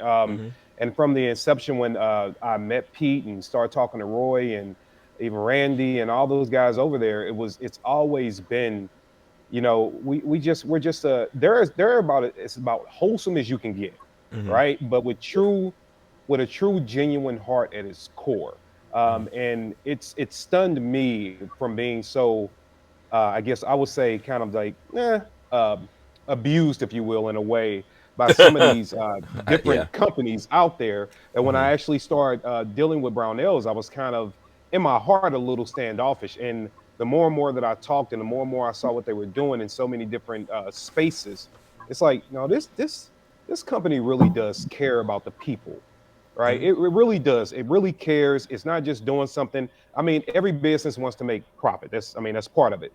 But Brownells, when you meet the people that are running it, these individuals actually do care about not only all the people that interact with their company personally, whether you're an influencer or whoever that has the pleasure of interacting with them. You can tell they give a damn about Bob Smith that just hit, the new order online too. Like, they care about everybody. I really employ everybody because of how good and how faithful Brownells is to everyone else. I don't care how antiquated the website is. I don't care if they're not as up to par as some of the other competitors out there. Go buy something from those people, because Brownells actually does give a damn about the people that are using their products. They care about the people that are helping promote their company. They give back in so many different ways. And the crazy thing about their give back, I can tell you guys from, and Hank, Babyface, and Josh, I know you guys know the same. A lot of companies, if they do something to help you, they normally want you to scream it to the rooftop. Hey, make sure you plug us and you tell us. Brownells has helped me in so many ways. And they're like, nobody needs to know. This is just from us to you.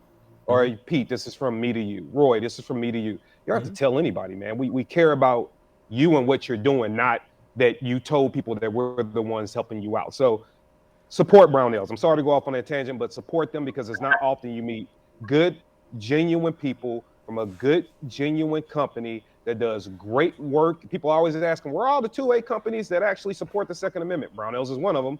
So while you're overspending your money with companies that never get involved in the 2A, never get involved in the social outreach, never get involved in anything beyond cool videos with guns, and you're asking where are these companies we can support, stop spending so much time griping and complaining and bitching about the companies that we don't think are doing well, and take that energy and support the companies that are doing everything and more than we can possibly ask for. Brownells being one of them. Yeah, that's super appreciated. And you hit the nail on the head with genuine, because if you interact with me, with Roy, with Randy, with Ryan, with Eddie, with Pete, you're going to see with Cody, I mean, everybody on my team and everybody I deal with, I can speak for. The others, I can't, because I don't deal with them nearly like I used to, but culturally it's this way. And everybody is genuine. It's the goal to that's why the Bureau of Propaganda exists, right? It sounds funny. It's kind of kooky. But that's awesome. It's important. And I love the BOP and all the people in it, man, which is everyone. There's no limit to who's in there. Yeah. Right. Yeah. But that's important, because it is a matter of being a big family. If you see that patch on somebody's backpack in the airport, you can go up to them, their family, then you're going to be able to high five them and talk about cool stuff. It's just like the cigar thing we were talking about, it's that. It's because you automatically know, hey, that's a good guy or gal, or they wouldn't have that patch, because we do give that only to people that we believe in and that we've broken bread with and that we support.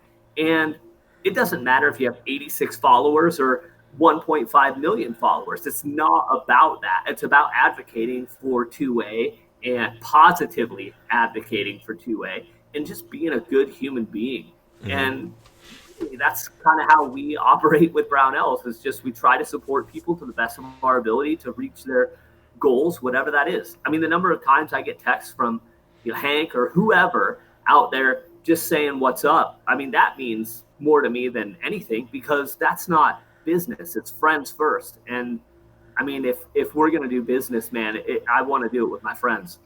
Yeah. Yeah. I absolutely agree. Yeah, I totally agree with that. That's why I didn't, I think everything that Kevin said, and I think, man, Kevin, how long have you been dealing with the Brownells guys now? It's not a super long time. Yeah, it's been, I met probably like 16 or 17. Mm-hmm. I actually had a face-to-face with Pete, but it wasn't about business. It's funny, my first meeting with Pete, it was me, Maj, Noor, mm-hmm. and someone else, and we were all sitting there just kind of talking. It was an unofficial meeting in the hallway for like 35 minutes. And we stood there and we were talking, and Pete had already heard of me because that's when he was heavily involved with the NRA. Mm-hmm. So, and I was doing a lot of the NRA TV stuff and things like that. So he's already very familiar with me, and I knew who Pete Brownell was. So mm-hmm. That's how we officially met and thank each other for our different efforts. And then after that, shortly thereafter, I met Roy. It was the same year I met Roy, and I remember Roy used to and hit Roy's way. He used to yell at me because he'd be like, "Hey," he was like, "Hey, I want you to be part of the Bureau of Propaganda, right?" So he's I'm a like, massive Viking. All right, this seems cool and fun. So I accepted it. That was awesome. And then he used to just yell at me like, "You don't." Like, you're part of a family and you never ask for anything. I'm like, mm-hmm. I'm supposed to ask you for stuff? Like, I don't need anything. The fact that you just support me and you guys mm-hmm. appreciate what I do is good enough. And he's mm-hmm. like, yeah, no, you speak up. I'm like, all right, Roy, mm-hmm. and I went 2 more years and I didn't ask for shit. Mm-hmm. And he, eventually, I think that was just me being myself. And I think it was like 2 years ago, I got invited to actually attend. I was invited to all their parties, all the get-togethers, no matter what city it was in. And then it was a couple of years ago, I actually got invited up to Iowa for the first time. Roy called me and was like, "Hey, we want to have you up here." And I was like, "All right." And I went up. I hung out that time. Then I just went back and I was shooting some ducks at that place that's around the corner from the spot. So I got to I saw some photos of that trip, and I'm jealous. Oh yeah, Hank, you were there, and I was ripping the heads off. Yeah. I got to learn how to take the head off the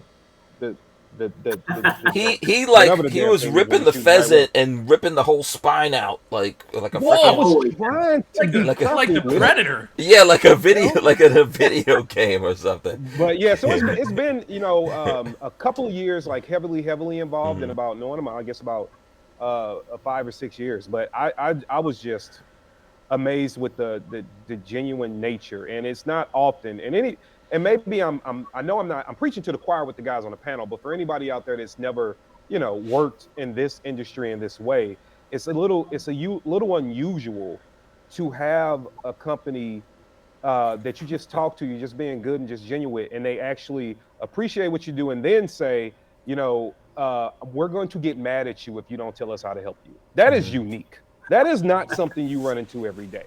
Yeah. Normally it's, hey, here's what we think that how we can eat off of you. Yeah, so and what we want you to say. Attach our name to you, so right. We can get some sales, some money, some good reputation. And for me, especially because it was like, hey, a lot of companies are like, hey, black guy, tell your friends we're cool, right? And all that shit. You know what I mean? So for Brownells to just come in and be genuine, like, no, we love what you do, we love who you are, we want to support you, and we're going to get mad at you if you don't tell us how. Like, it's a big deal. I will go to bat for Brownells. If Brownells ever gets into like the ship, I'm going down with the ship. Yeah, they just mean that much. That's how we people too. So that's awesome to hear that sentiment outside of kind of our core group. It's always good to hear that translates in the way that we hope. Because truly, if like I got a text just yesterday from Roy, who in our kind of work text thing, and it legitimately said that, like, just letting you guys know that I love you guys, and that's just how it is. Nice. That's real, and that's what makes it so genuine and awesome. And Roy in general is awesome, but the whole team is that way. Yeah, go ahead, That's Patrick. rare. No, for anybody that's never worked in an office or worked with other people in a large group, that's very rare. So, right. I personally, the place I work at now has the team that I work on is very much like that, and I could probably make a lot more money if I moved somewhere else, but it's hard to give up when you have teammates like that just actually give a crap about you. It's really hard to give that up. Yeah, and by the way, a funny thing, and Roy is an awesome dude. Roy is the entire reason why I'm doing stuff. You know, I met the folks at Brownells. I met him years ago when we did the 1,000-man shoot. But, you know, yesterday I got that same text from Roy, and that's the dude that he is. You know, he was like, hey, man, I believe that there's a podcaster that does UFC stuff that passed. Right. John Bartolo. John Bartolo, Yep.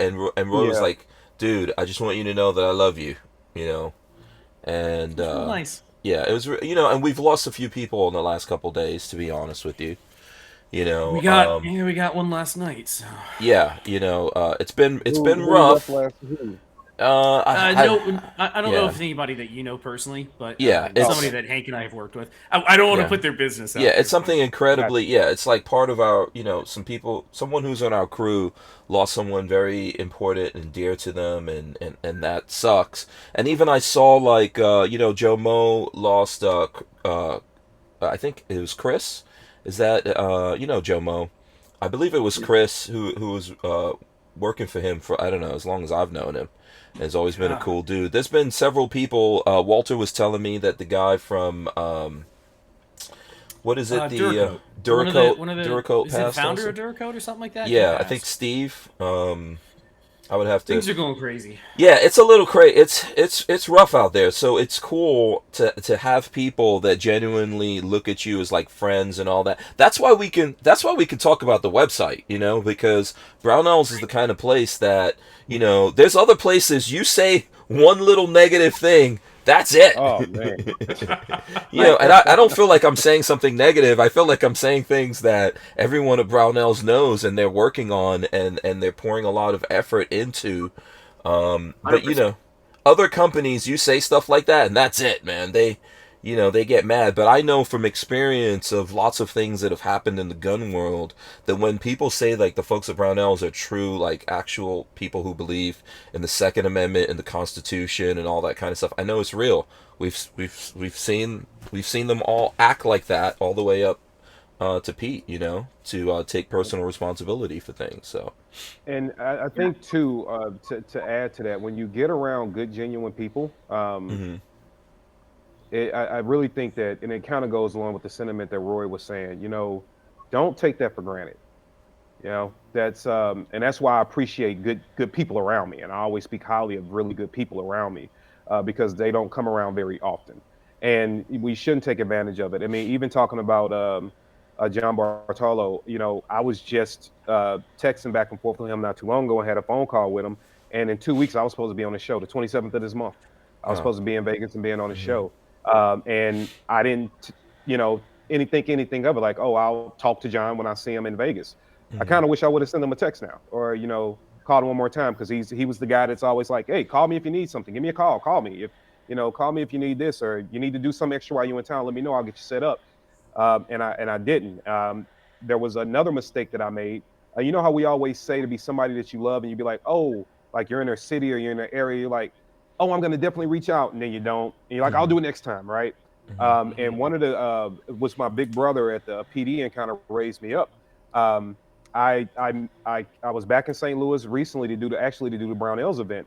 And I kept saying, I'm going to call him. I'm going to hit him up. I had missed like 3 trips just to go around to the spot where he's working at now, hang out with him, spend some time, catch up with him, because I missed him. And I came home on Tuesday. I came home Monday. He died Tuesday.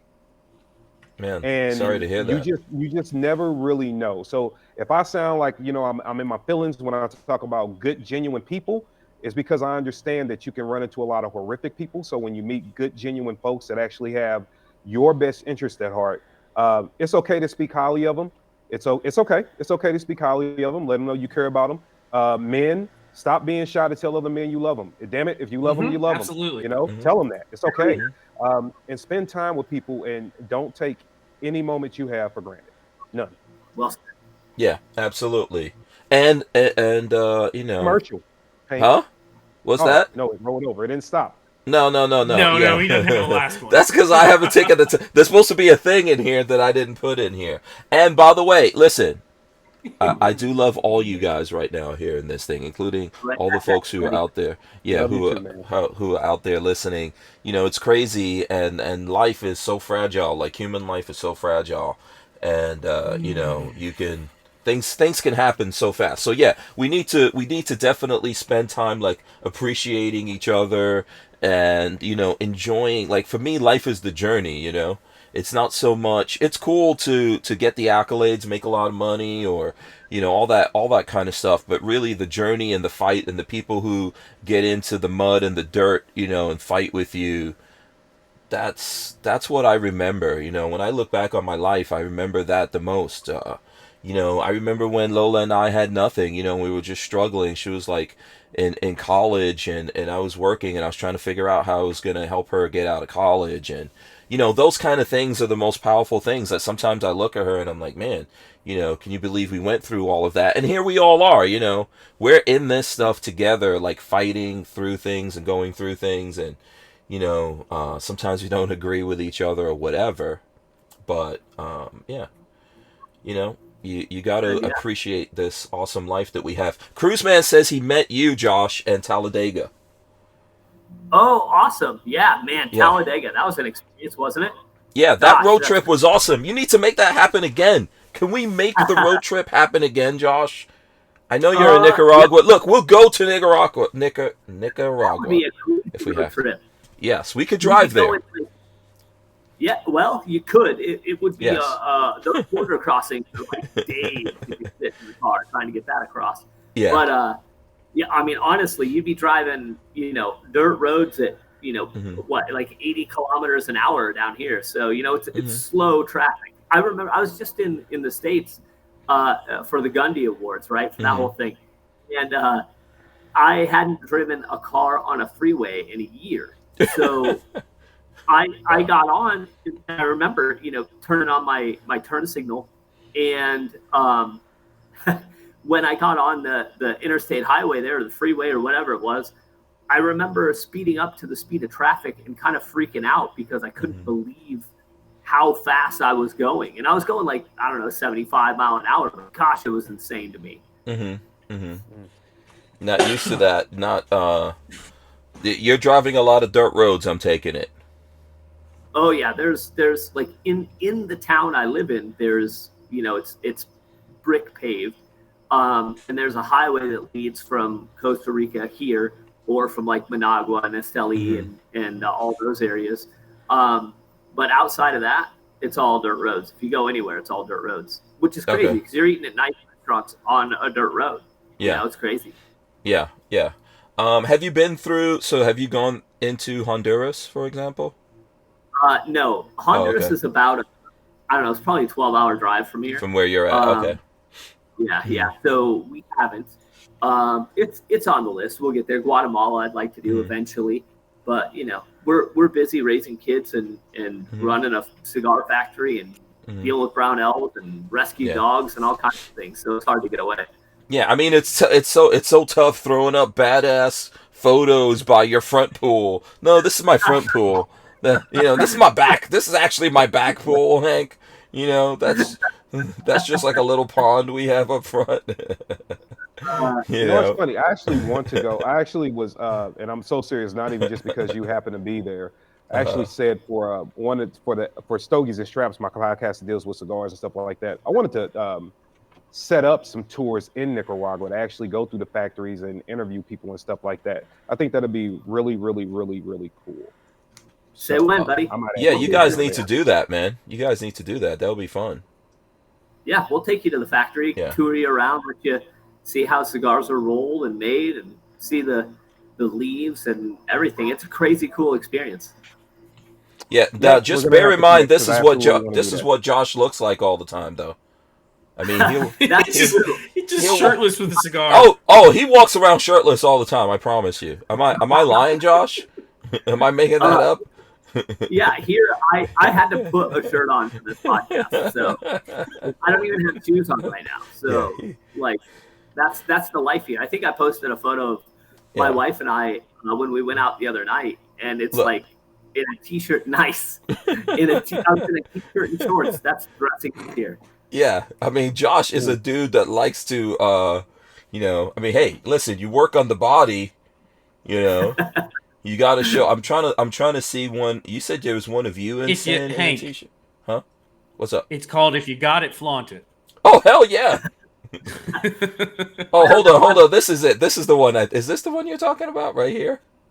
It was just recent. It was like 2 days. Maybe it was even last night. Okay, well, this is you and Sin in the volcano for sure, right here. Yeah, that's us at the very top of the property we live on, overlooking the Ometepe Island. That's the 2 volcanoes there. Right. Yeah.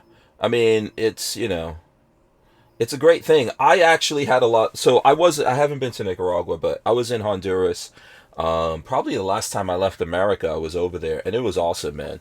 Sometimes you go to these places and you almost get recharged just eating the food, seeing how people live and stuff like that. Like I went to this town that was basically on the water, and the guys went out fishing, and what they, it was salt water, I think, and what the fish they brought back were cooked, right? And I mean, like the restaurant was just a shack, and the people were living like almost in like mud houses and stuff like it was.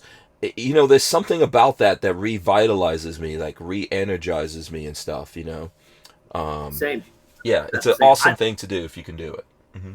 Yeah, here I don't even work out anymore because the food keeps me fit. Like it's just good quality food. There's no shitty food here. And that's why, because it's out of somebody's garden behind their house and they're selling it at the market, or the guys out net fishing or whatever. You see the pangas out front, parked on the beach, and they push them out and head out. Why can't we do that in America, though? Why can't we have that here? Hank, you can't even keep rain barrels around. That's illegal. Think about that. Yeah, so. It's the weird thing about freedom. Like, we got some freedoms, and then other freedoms we don't have. Like, we don't have the freedom to eat good. I remember being in Honduras. I went to the Dole plantation, right? The Dole that makes like pineapples and all that stuff. I went to the plantation. They took us to a part of where they had these pineapples that they would literally pick the pineapples, cut the top off, and stick a straw in there, and you could drink that pineapple through a straw. Yeah. And they were like, "Yeah, we don't send this to America. This doesn't go to America." Seriously. Yep. I mean, it was the most awesome thing. And when you live like that, you're not even hungry all the time. Yeah, the way our family exists here is we eat maybe twice a day, and it's only when we're hungry, and it's usually like 10:30 a.m. and then again about 3:30 p.m. because it gets dark here at the same time all the time, which is generally right around 5:30, 6 o'clock. And so we eat early. We're usually laying in bed at like 6:30 or 7 o'clock because it's dark. Not a lot to do. Cane toads are out, and they're poisonous to dogs, so the dogs have to be in, and like all those things. So I mean, it's different. You just and you adapt that way. It's not fast paced. It's pretty chill. Everything's easy. If you think you're gonna run to town to do an errand, you're back home maybe 2 hours later, and all you had to do was go pick up some fruits and veggies and stop and air up a tire and get gas. But it's just that's the pace of life here. It's the entire life. Like I remember being in Honduras and I went into the ocean myself, and when I came out I felt like I had a spiritual experience or something. Seriously, it's like I just got just like energy, boom. Just from living there. So. It's crazy. And over here, every time you want to, I always found it find it, very ironic that here you can kill yourself cheaply, but if you want to eat healthy, if you want to eat clean, you almost got to take out a damn second mortgage on your home.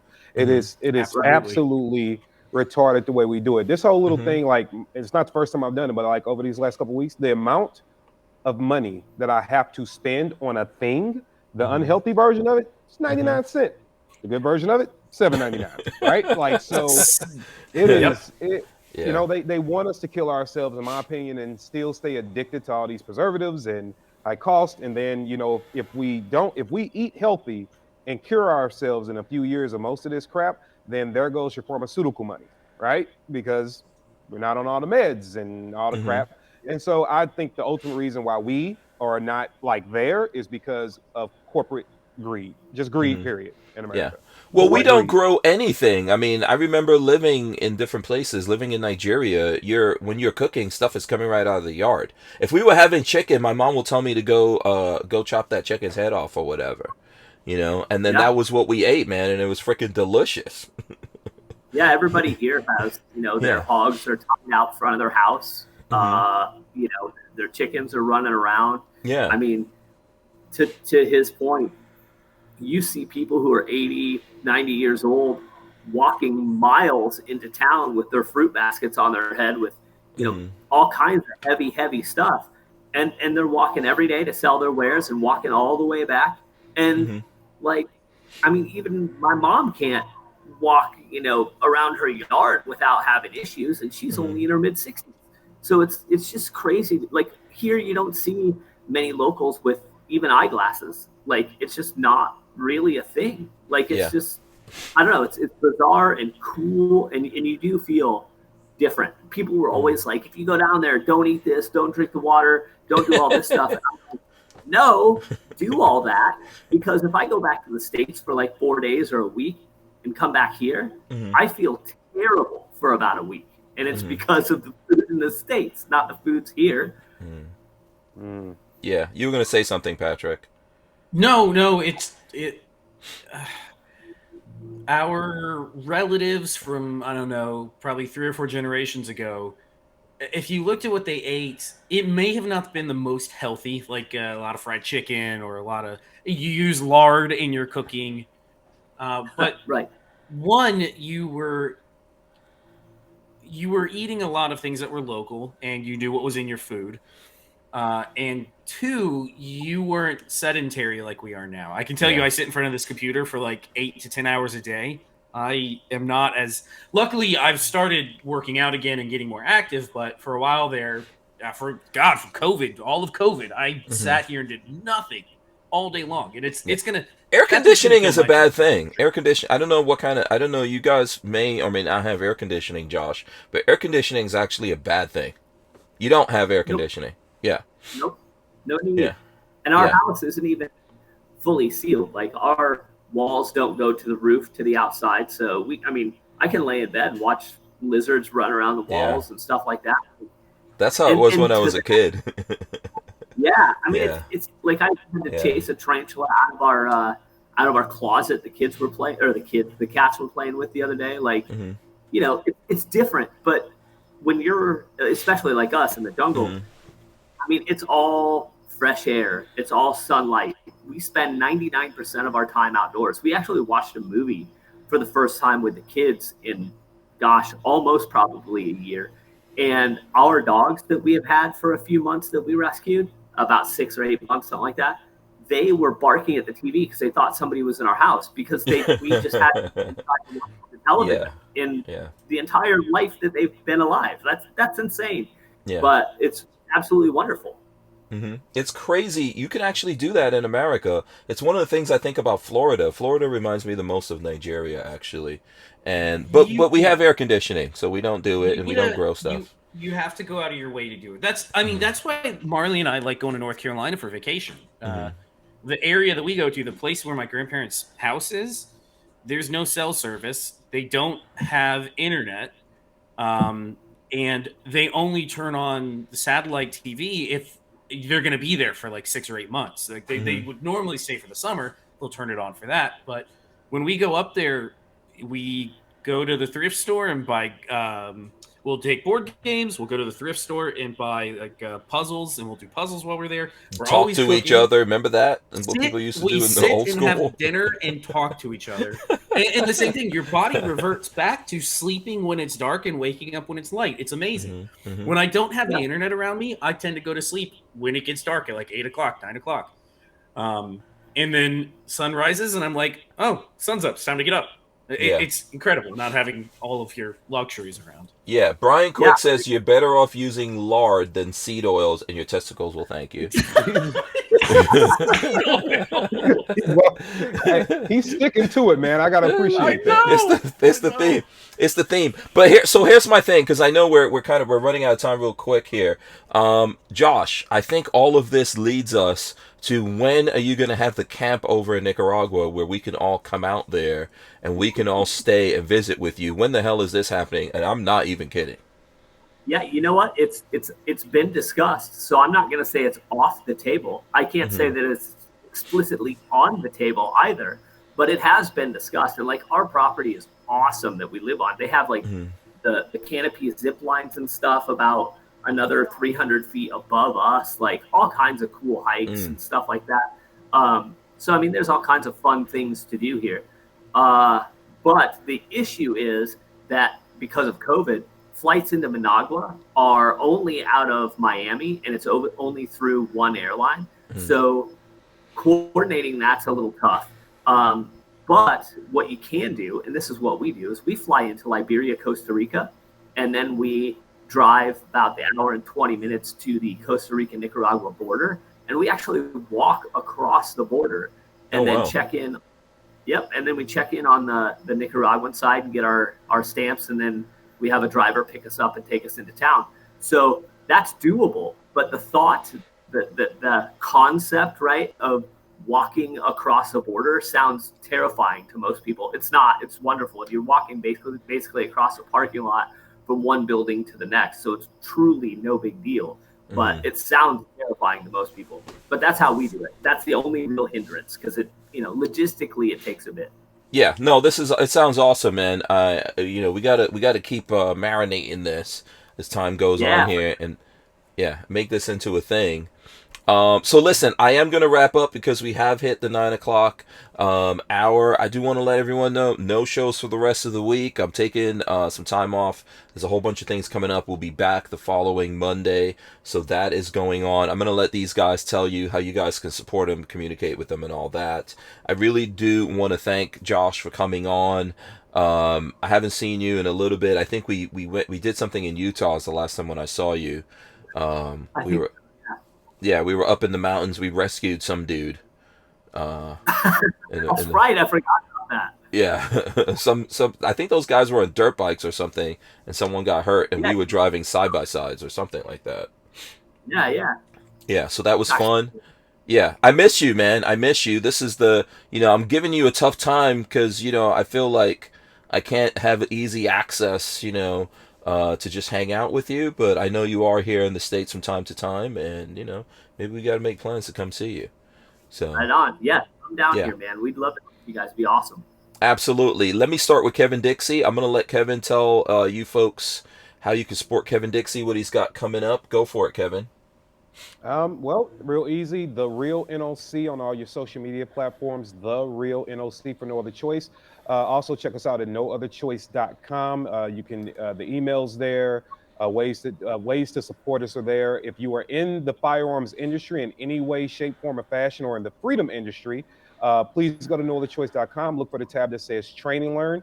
It's a 3-day professional development event that is covering business aspects of what we do, with also marrying that with range activities, different instructors from around the country, so forth and so on. So please look at Train and Learn if you're in the freedom community whatsoever. Check out the website. We do have new merch.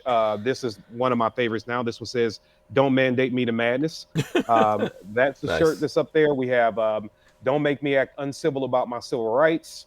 Harriet would have smacked the shit out of you, which is another one of my favorites. But a lot of different merch up there. So please go check the merch out.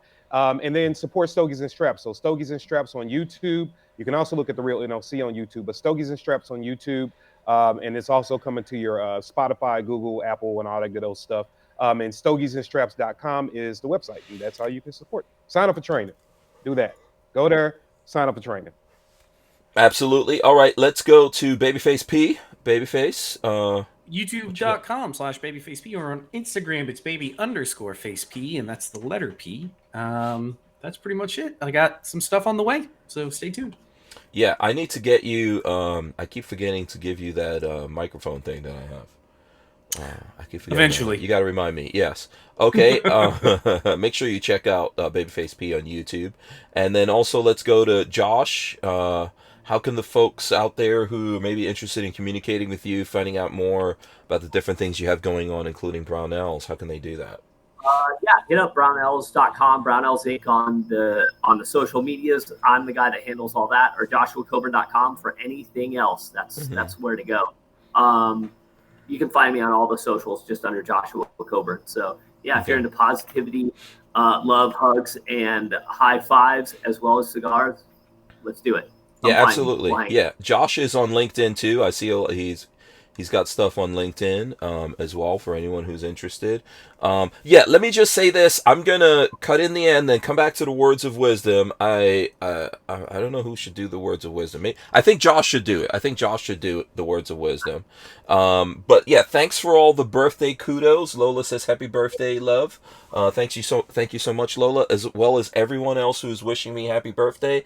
I feel like, I'm a pretty fortunate person. I get to do a lot of cool things. I live a pretty great life, and the folks on this panel and all you guys out there play a part in that. So I thank you on my birthday for all the awesomeness that that I get to do and live. You guys help facilitate that, and I appreciate it.